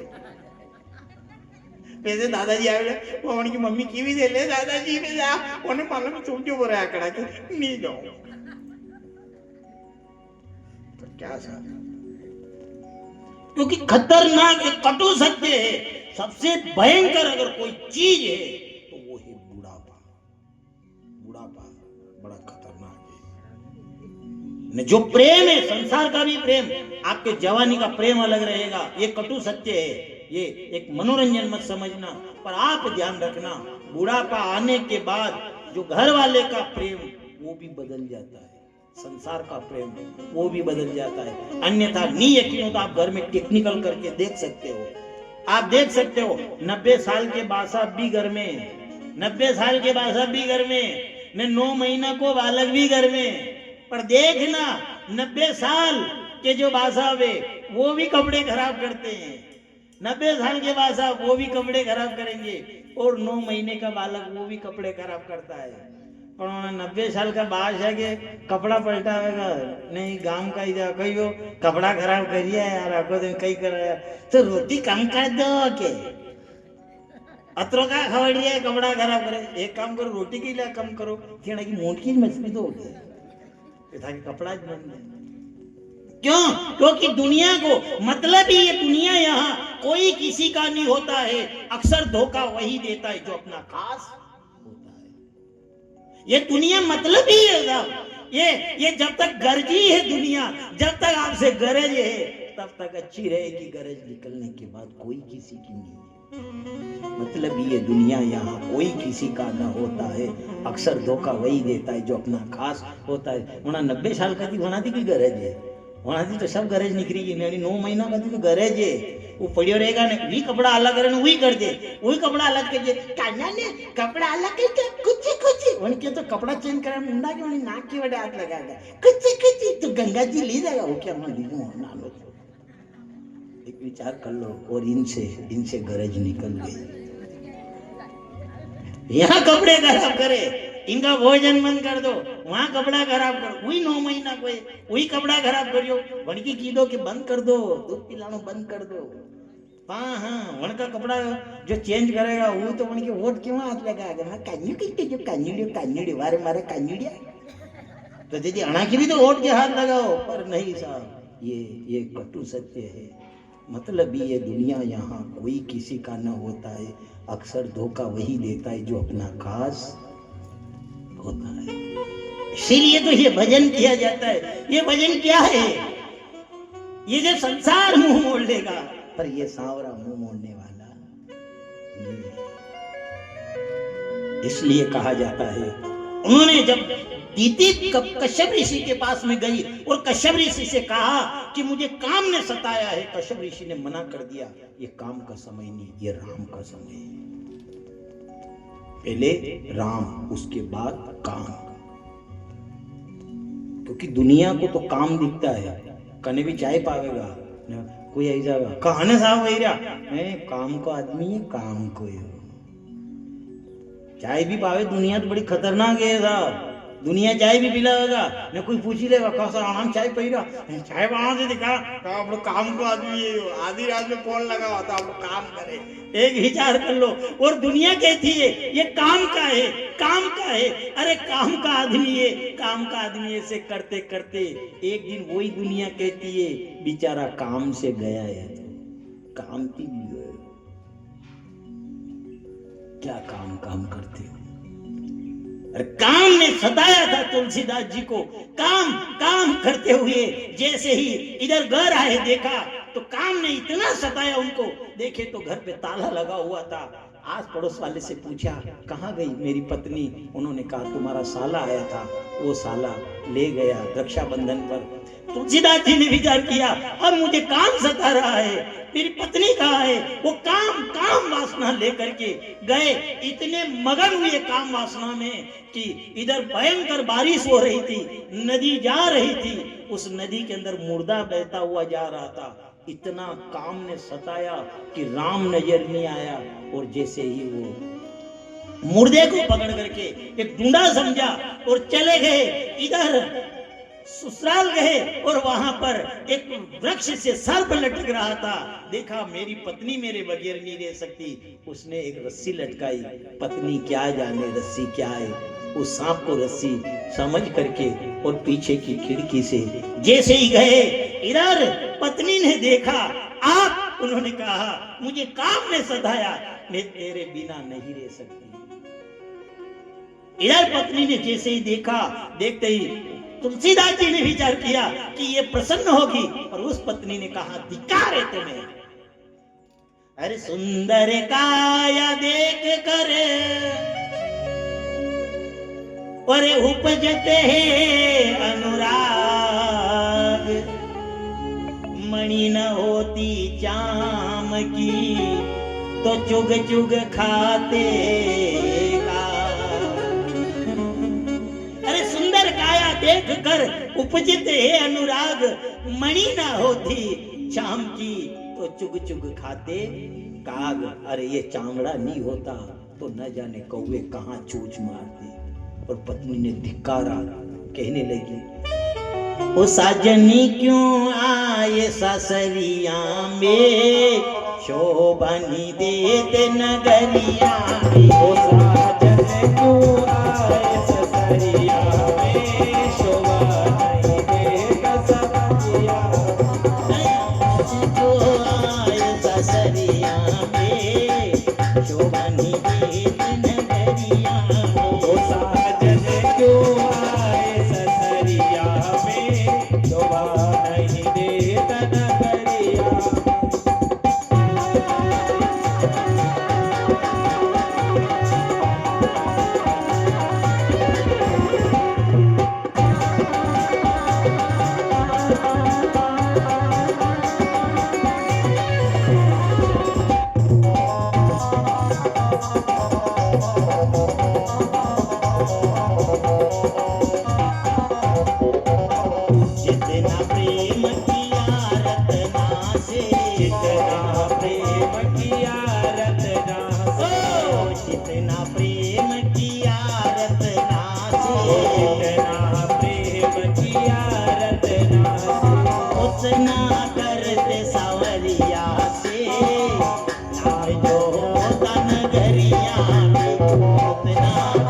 बड़े सावरिया से कहाँ हो जाता नगरिया में।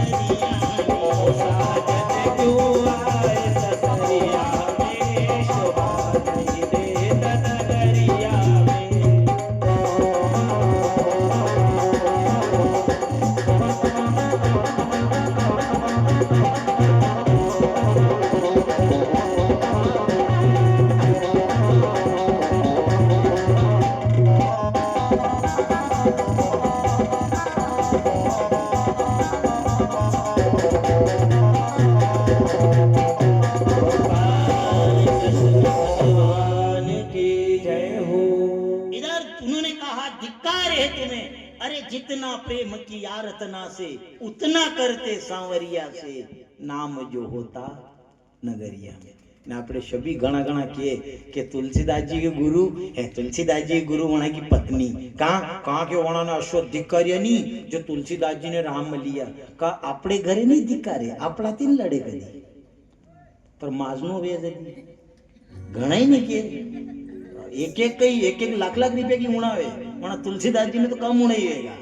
तुलसीदास जी के गुरु थे वाला पत्नी तो अपने गुरु नहीं बनी जगह पत्नी हवड़ा दीवी ने कहेंगे मंदिर चलो वहां चलो कहता हूं नहीं आऊं तू जा तू मीरा वणी जाती ये तो वणी जाएगा ठीक ही वणो होगा। अरे एक विचार कर लो जिसके अंदर तत्व हो तो जाकर के लगे। उन्होंने कहा अरे इस हाड़ मांस के लिए जितना तुमने प्रेम किया है उतना प्रेम अगर सांवरा से करते तो आज तुम्हारा नाम हो जाता। उसी समय प्रण कर लिया चले गए और जाकर के ऐसी भक्ति करी स्वयं हनुमान जी महाराज आ गए। हनुमान जी गुरु बन करके आए, उन्होंने चरण पकड़ लिए, चरण पकड़ करके माथे से रगड़ करके चरणों में लौटने लगे और कहा राम से मिला दो मोए राम से मिला दो। जब एक प्रेत आया था, प्रेत ने कहा यह कथा होती है वहां एक बीन मक्खी पड़ रही है, सबसे पहले आता है सबसे बाद में जाए वो हनुमान जी समझना, चरण कस करके पकड़ लेना, तुझे राम से अगर मिलना है तो वो ही मिलाएंगे। चरण पकड़ लिए, पकड़ करके उन्होंने कहा छोड़ छोड़ छोड़। तुलसीदास जी ने कहा एक बार पकड़ में आ गए अब छोड़ने वाला नहीं हूं मैं। उन्होंने कहा क्या चाहता है? उसी समय तुलसीदास जी ने वही शब्द कहा ओ राम से मिला दो मोए राम से मिला दो। सतगुरु देव राम से मिला दो, सतगुरु देव राम से मिला दो।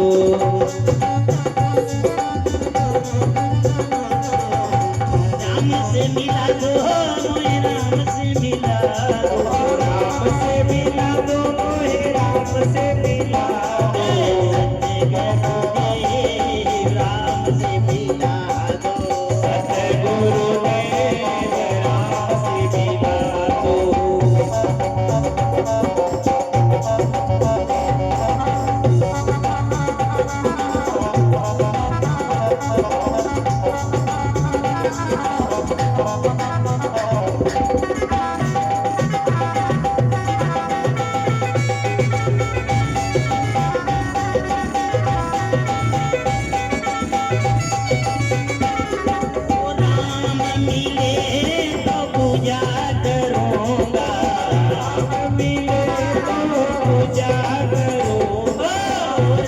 मिले तो पूजा में करूँगा, राम मिले तो पूजा में करूँगा, चरणों में तेरे नमन करूँगा, चरणों में तेरे नमन करूँगा। सतगुरुदेव राम से मिला दो, गुरुदेव राम से मिला दो।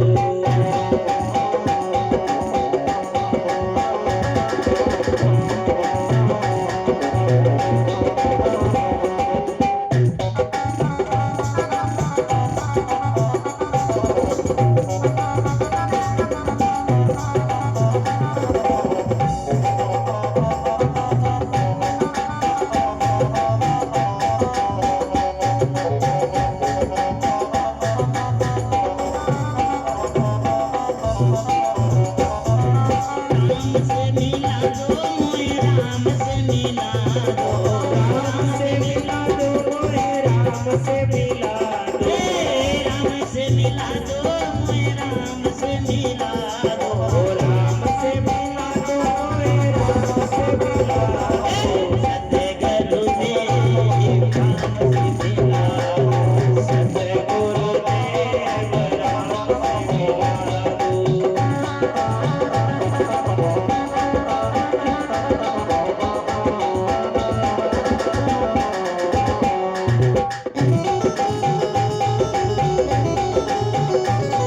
दो।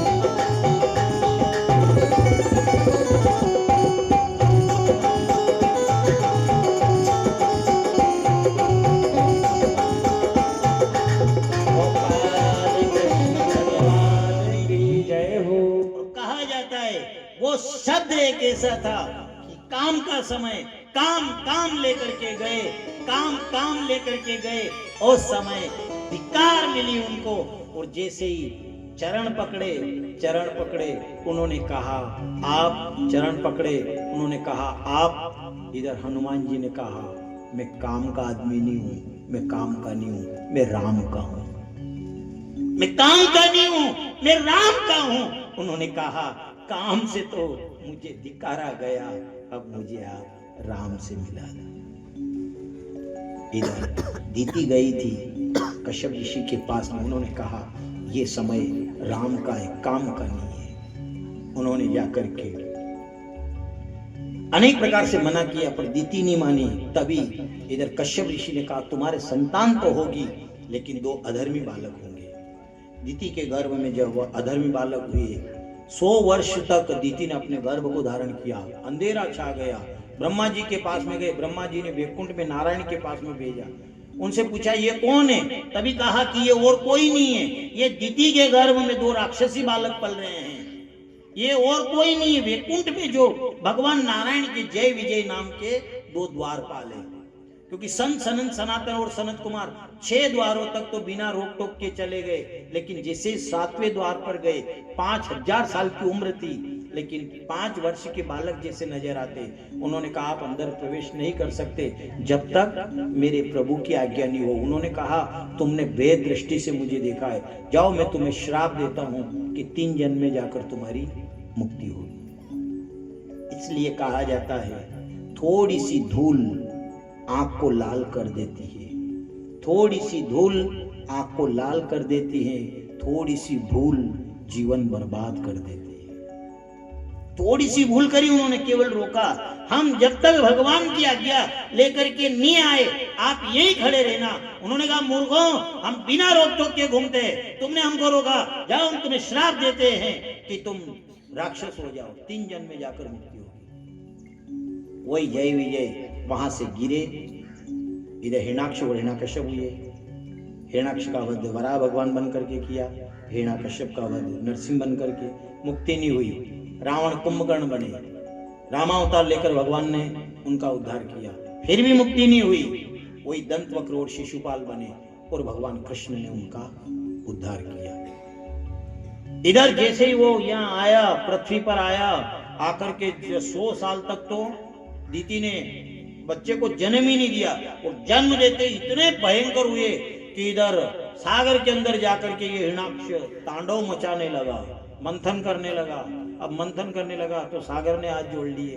सागर ने विचार કર્યો કટે આપો ને કટે મી સાહેબ छोटा सा कदी कदी मूर्ख પાંગડે પડી जा तो हाथ जोड़ीने नमीने निकली जाओ कहाँ गए वो दूसरे आड़ी जाएगा परवारा दूसरा सही करेगा उन्हें।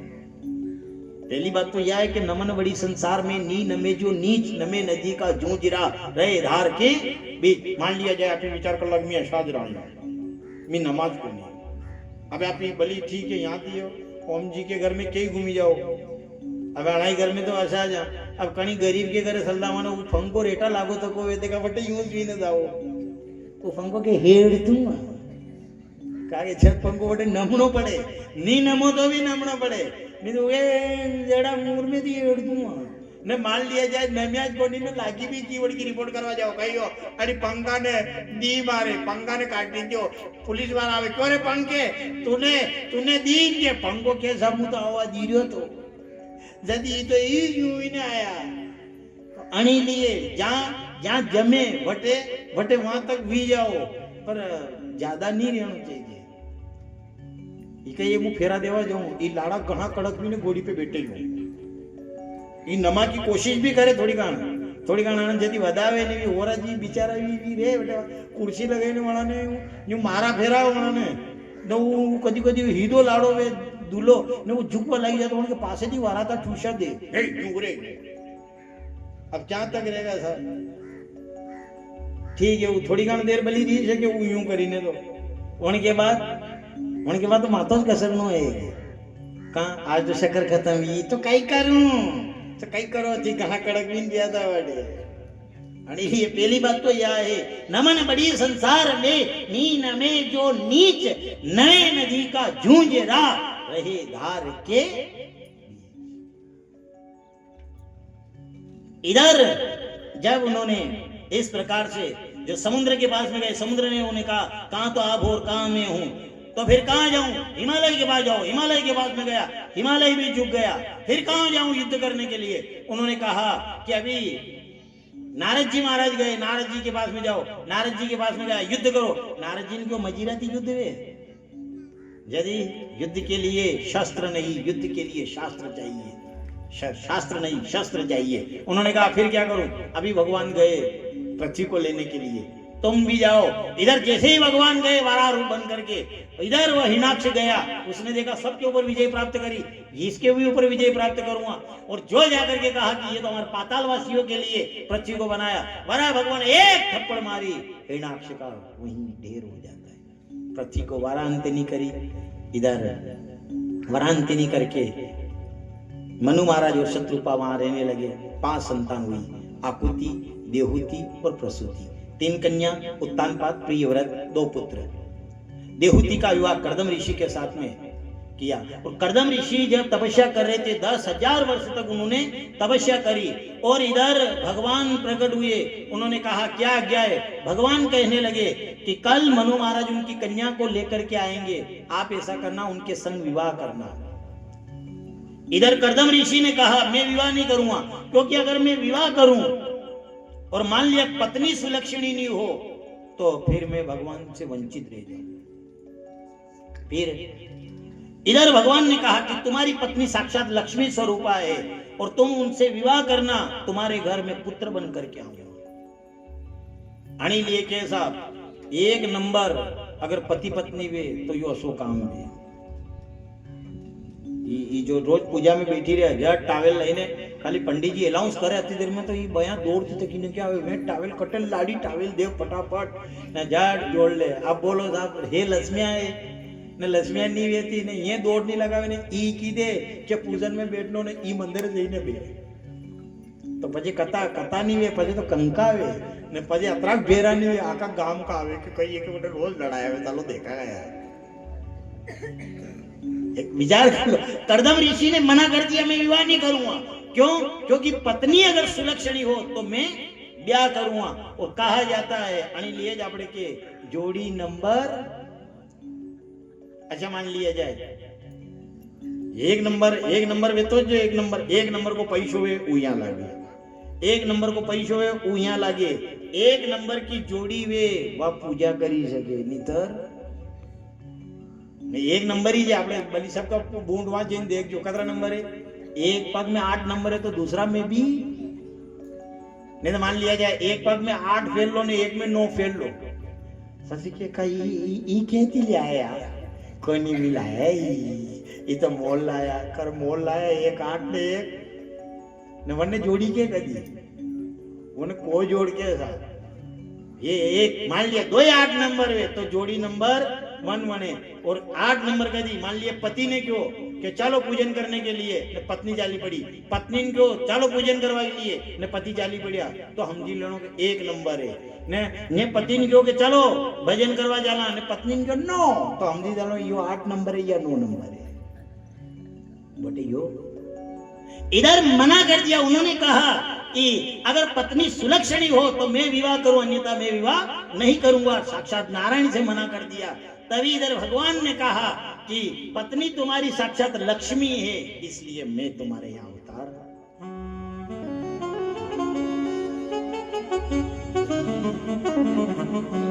इसलिए भगवान को अपन ने प्राप्त नहीं किया, पर मान लिया जाए बाबा नंद जी को देखा, नंद जी के वहां भगवान आए, दशरथ जी के वहां परमात्मा आए, अपने यहाँ नहीं अवतार ले हो, पर आप भी मामूली चीज नहीं है आसा। 2 बालक स्कूल में गया, 2 ही भणवा भले गया, अब पढ़वा के लिए गया और पढ़ाई करी, पूरी पढ़ाई भी साफ होना की और परीक्षा हुई। अब परीक्षा हुई तो यदि फेल पास को रिजल्ट आयो, अब रिजल्ट आयो तो रिजल्ट में एक के तो आया 90 नंबर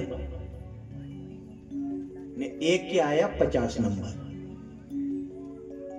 अच्छा भाई ईमानदारी को एक 90 नंबर थी पास हुआ, हो में थी 90 नंबर ले आयो ने एक जो हो में थी 50 नंबर लायो, तो घर बैंड बाजा कौन हो जाओगे, 90 नंबर वालों हो जाओगे 50 नंबर वालों। कायदा थी 90 नंबर है तो हो में थी 90 नंबर लायो ने एक लायो 50 नंबर, तब घरे बैंड को खुशी ज्यादा करने वेगा 90 वाला ने कि 50 वाला ने, 90 वाला ने, पर वटे उल्टो सिस्टम है, कोनी 90 वाला ने बैंड नहीं बजायो, 50 नंबर वाला ने बैंड बजावा भूल गया।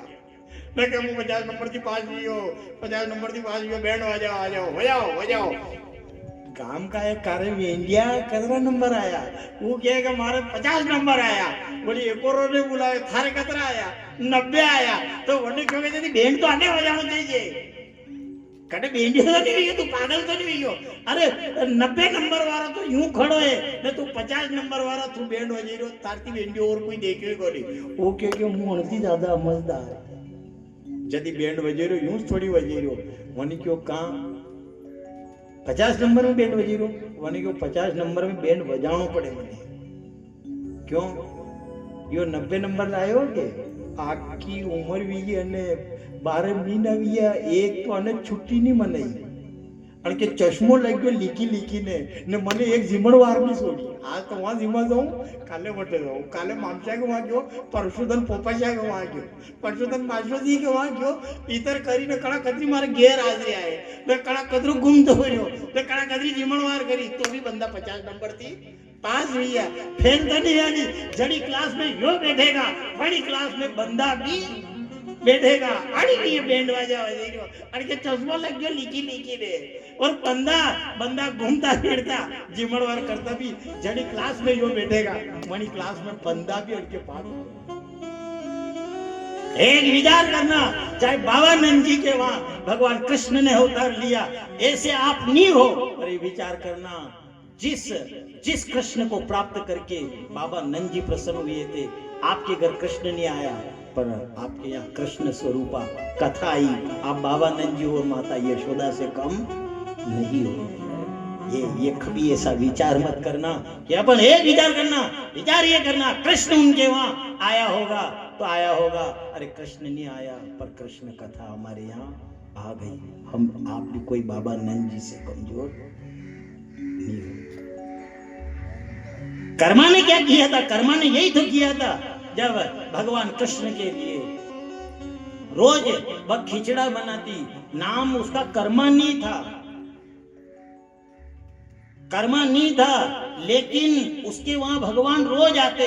और जब बुढ़ापा आ गया, भोग लगाने जैसी स्थिति नहीं रही, तो वो बुढ़ापे में आ गए और कहा कि तुम समय पर मेरे लिए बनाते रहना, भात बनाते रहना। इधर एक दिन क्या हुआ, जैसे वो दातुन कर रही थी और खिचड़ा बन रहा था, एकदम देखा, एकदम ध्यान आया दातुन करते करते कि ऐसा नहीं हो कि अरे वो खिचड़ा जल गया होगा, भात जल गया होगा। इसलिए दौड़ती हुई आई और उसने ये ध्यान नहीं है कि उसके हाथ में वो जो डंडा है जिससे दातुन कर रही है, और वो चम्मच समझ करके और वो उसमें वो दातुन वाला जो तिनका था वही घुमा दिया ने। पचे याद आई, अब कई करूं, ये तो मैंने झूठो कर जो खींचड़ो, अब कई करूं, अब सोनी वे के कटु वो आई जाएगा न वो आई जा, क्योंकि कर्मा नाम नहीं था उसका। वो रोज भगवान कृष्ण आते और जब खिचड़ा नहीं बनता तो एक ही बात कहते, जल्दी कर माँ, जल्दी कर माँ, क्योंकि मेरे भक्त मुझे बुला रहे हैं, जल्दी कर माँ, जल्दी कर माँ, कर माँ। इसलिए उसका नाम पड़ा कर्मा। नाम तो अलग था। अब जैसे वो उसको डालने लगी, नया बनाने के लिए मैंने झूठा कर दिया, उस समय भगवान कृष्ण ने आकर हाथ पकड़ लिया। अरे माँ क्या कर रही है? उन्होंने कहा कि ये झूठा हो गया। उन्होंने कहा कौन कहता है झूठा? अरे मैं दातुन कर रही थी, उस तिनके से मैंने खिचड़े को घुमा दिया खिचड़े के अंदर, इसलिए झूठा हो गया। उन्होंने कहा अरे क्या झूठा, झूठा मुख हो तो झूठा हो। अरे तूने तो माँ इतना भजन किया, इतना भजन किया कि तेरा मुंह तो झूठा ही नहीं है। झूठा मुंह अपना है, वणी की निंदा करीने, वणी बुजुर्ग बुजुर्ग करीने, ऐसे झूठा। अच्छा विचार कर लो, पक्षी को झूठो फल मीठो लागे, पक्षी को झूठो फल मीठो लागे ने आपड़ो अपने पक्षी का खाया हुआ फल मीठा लगता है ना, अपना खाया हुआ फल आप ही खाई लो। आधो आधो मान लिया फैमिली बोल रहा है ना, आधो खाई लो ना, आधा दूसरे दो ले खाएंगे, क्या झूठा है तो कह रहे पक्षी को तो झूठो खाई रहे थे, तो पक्षी के मुंह लगा हुआ फल मीठा होता है, अपने मुंह लगा हुआ फल झूठा होता है। क्यों? क्योंकि अपन निंदा करते, पक्षी निंदा नहीं करता। इधर कर्मा से कहा कि हे माँ, तूने इतना भजन किया, इतना भजन किया कि ये खिचड़ा झूठा ही नहीं है। इधर भगवान रुक करके बैठ गए। तभी कर्माबाई कहने लगी, ओ तू तो रोटे मती गोपाल, तो खैले खिचड़ लो, रोटे गोपाल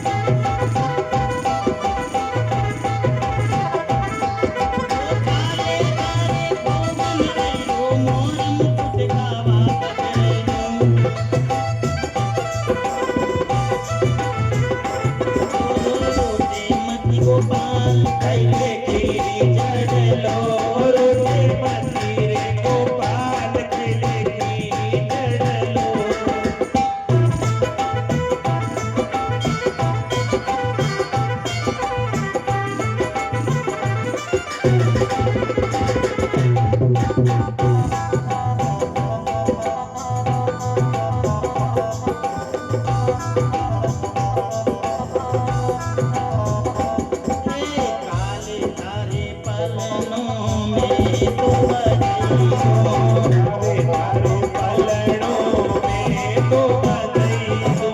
गई गई लोरी तुझे मैं सुलई दो, गई गई लोरी तने मुसलई दो। गई गई लोरी तुझे सुलई दो, गई गई लोरी तने मुसलई दो।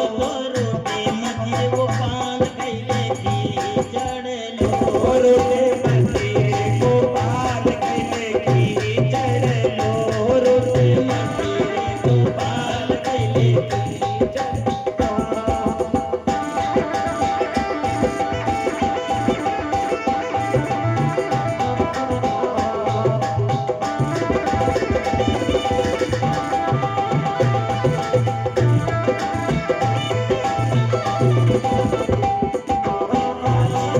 हलवों में तो बड़ई दो, तारे तारे हलवों में तो बड़ई दो। शक्कर में कर्म करई दो, शक्कर में कुरमा करई दो। मंदिरे गोपाल कैले की चढ़ लो, रोटे मंदिर गोपाल किले की चढ़ लो।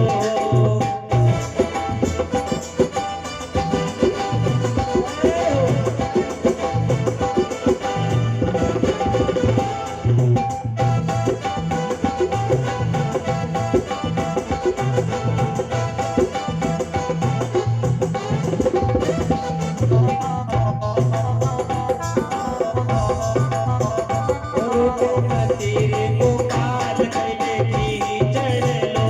रोटे चढ़ लो रे कान्हा की चढ़ लो, चढ़ लो रे किले की चढ़ लो।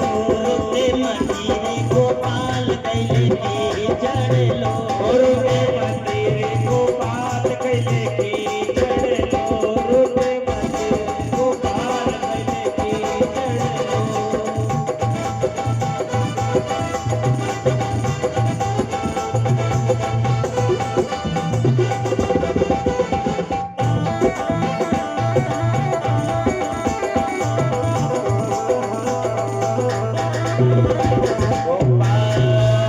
भगवान की। इधर ऐसा प्रेम मनाया कि अंत समय तक जब कर्माबाई भोग लगाने के लिए नहीं गई तो भगवान रोज वहां आने लगे। कर्माबाई की मृत्यु हो गई तो जब कर्माबाई की मृत्यु हो गई तो वह जाकर के रोज दरवाजे पर बैठ करके रुदन करता था। ऐसा प्रेम होना चाहिए। इधर जब भगवान नारायण आए सामने, उन्होंने कहा मैं विवाह तो सुयोग्य पत्नी हो तो मैं विवाह करूंगा, अन्यथा मैं विवाह नहीं करूंगा। उन्होंने कहा कि तुम्हारे सुयोग्य पत्नी है, तुम उनसे विवाह करना, मैं तुम्हारे घर पुत्र बन करके आऊंगा। इधर भगवान कह करके चले गए। दूसरे दिन मनु महाराज अपनी पत्नी शत्रुपा और बेटी देहूति को लेकर के आए। कहा हमारी ये बेटी आपको पति बनाना चाहती है। कर्दम ऋषि ने कहा कि आप इनसे कह दो कि जब तक एक संतान नहीं होगी तब तक मैं गृहस्थ आश्रम में रहूंगा, और जैसे ही संतान हुई मैं गृहस्थ आश्रम छोड़ करके चला जाऊंगा। अगर मंजूर हो तो ठीक है, अन्यथा आप इनको ले जाओ। इधर देहूति से पूछा तो देहूति ने कहा सवर्ण पति और सवर्ण पत्नी से जो सवर्ण संतान उत्पन्न होती है वो माता पिता को स्वर्ग में ले जाती है। उन्होंने कहा कि मुझे मंजूर है। मनु महाराज अपनी कन्या देहूति को कर्दम ऋषि को दे करके और चले गए। इधर जब कर्दम ऋषि के साथ में देहूति का विवाह हुआ, देहूति के साथ विवाह किया और कर्दम ऋषि तो तपस्या में लीन हो गए। देहूति वहीं खड़ी रही उन्हीं की सेवा में कि ऐसा नहीं हो कि कहीं पति समाधि से जागे और आवाज लगाए और मैं कहीं इधर उधर रह जाऊं। उसी समय वैसी स्थिति में खड़ी थी तो वृद्ध अवस्था प्राप्त हो गई, सफेदियां आ गई देहूति के, पर वो सेवा में तत्पर वहीं खड़ी थी। इधर कर्दम ऋषि की जब समाधि खुली, देखा देहूति की ओर, तो उसको वृद्ध अवस्था में वो प्राप्त हो गई। कर्दम ऋषि ने कहा, देवहूति से ये सुख भोगने जैसा शरीर था, ये तुमने क्षीण बना दिया। उन्होंने कहा, सवर्णपति सुयोग्य पति और सुयोग्य पत्नी से जो संतान होती है वो बड़ी शक्तिमान संतान होती है, महातपस्वी संतान होती है। उन्होंने कहा, ये सरोवर है, इसमें डुबकी लगाओ। और देवहूति जब डुबकी लगाई, उस समय तो उसकी वृद्ध अवस्था थी, लेकिन डुबकी लगाई, डुबकी लगाते ही देवहूति का नव यौवन शरीर हो गया। इधर देवहूति के शरीर को सजाया, एक विमान आया, उस विमान के अंदर देवहूति और कर्दम ऋषि बैठ करके गए। विमान उड़ता हुआ गया। कर्दम ऋषि ने अपने तेज को 9 भागों में बांटा और देवहूति के एक साथ 9 कन्या का जन्म हुआ। 9 कन्या का जन्म होते ही इधर कर्दम ऋषि ने कहा, मैंने एक पुत्र की, एक संतान की का संकल्प किया था, अब मैं गृहस्थाश्रम त्याग करके जा रहा हूँ। उन्होंने कहा कि नहीं स्वामी, मुझे ज्ञान देने वाला पुत्र भी दीजिए। तभी मनु महाराज के वहाँ, इधर मनु महाराज ने जब कर्दम ऋषि के साथ में जब देवहूति का विवाह, तो कर्दम ऋषि के वहां पर कपिल भगवान का जन्म होता है। बोलो कपिल भगवान की। इधर कर्दम ऋषि ने उनकी परिक्रमा करी और नारायण का अवतार जान करके परिक्रमा करके चले गए। इधर देवहूति जो थी, देवहूति ने अपने पुत्र से कहा, मैं पुत्र बन करके, पुत्र समझ करके प्रेम करूं कि परमात्मा समझ करके नमन करूं। उन्होंने कहा कि आप मुझे पुत्र समझ करके प्रेम करिए, और जो पुत्र का कर्म होता है कि माता पिता का मोक्ष होना चाहिए। इधर उन्होंने सांख्य शास्त्र का ऐसा ज्ञान दिया, ऐसी नवोदा भक्ति दी कि देवहूति का शरीर जो था वो नदी बन करके प्रवाहित होने लगा। गोपाल कृष्ण भगवान की, कपिल भगवान की। इधर एक कन्या जो देवहूति, उसका विवाह इधर कर्दम ऋषि के साथ में किया। एक कन्या रुचि नाम की कन्या थी, उसका विवाह आकृति नाम की जो कन्या थी, उनका विवाह रुचि ऋषि के साथ में किया। और इस शर्त पे किया कि इसके जो पुत्र होगा उसे हम रखेंगे। उसके पहला जोड़ा हुआ जो यज्ञनारायण भगवान और दक्षिणा नाम की कन्या का, उन्होंने मनु महाराज ने रखा। उन दोनों को पति पत्नी बनाया। उनसे 12 पुत्र हुए जो तुषी नाम वाले देवता हुए।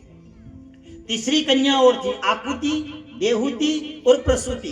प्रसूति नाम की कन्या जो थी, उसका विवाह दक्ष के साथ में किया, जिनके 16 कन्या का जन्म हुआ। 13 कन्या का विवाह धर्म के साथ किया, एक कन्या का विवाह अग्नि के साथ में किया, एक कन्या का विवाह पितरों के साथ में किया। एक कन्या और थी जिसका नाम था सती उमा, उसका विवाह भगवान भोलेनाथ के साथ में किया। पर कहा जाता है दक्ष और भोलेनाथ के वेर होने के कारण वो सती उमा संतान को प्राप्त नहीं कर सकी। इधर जब एक दिन क्या हुआ, दक्ष को प्रजापति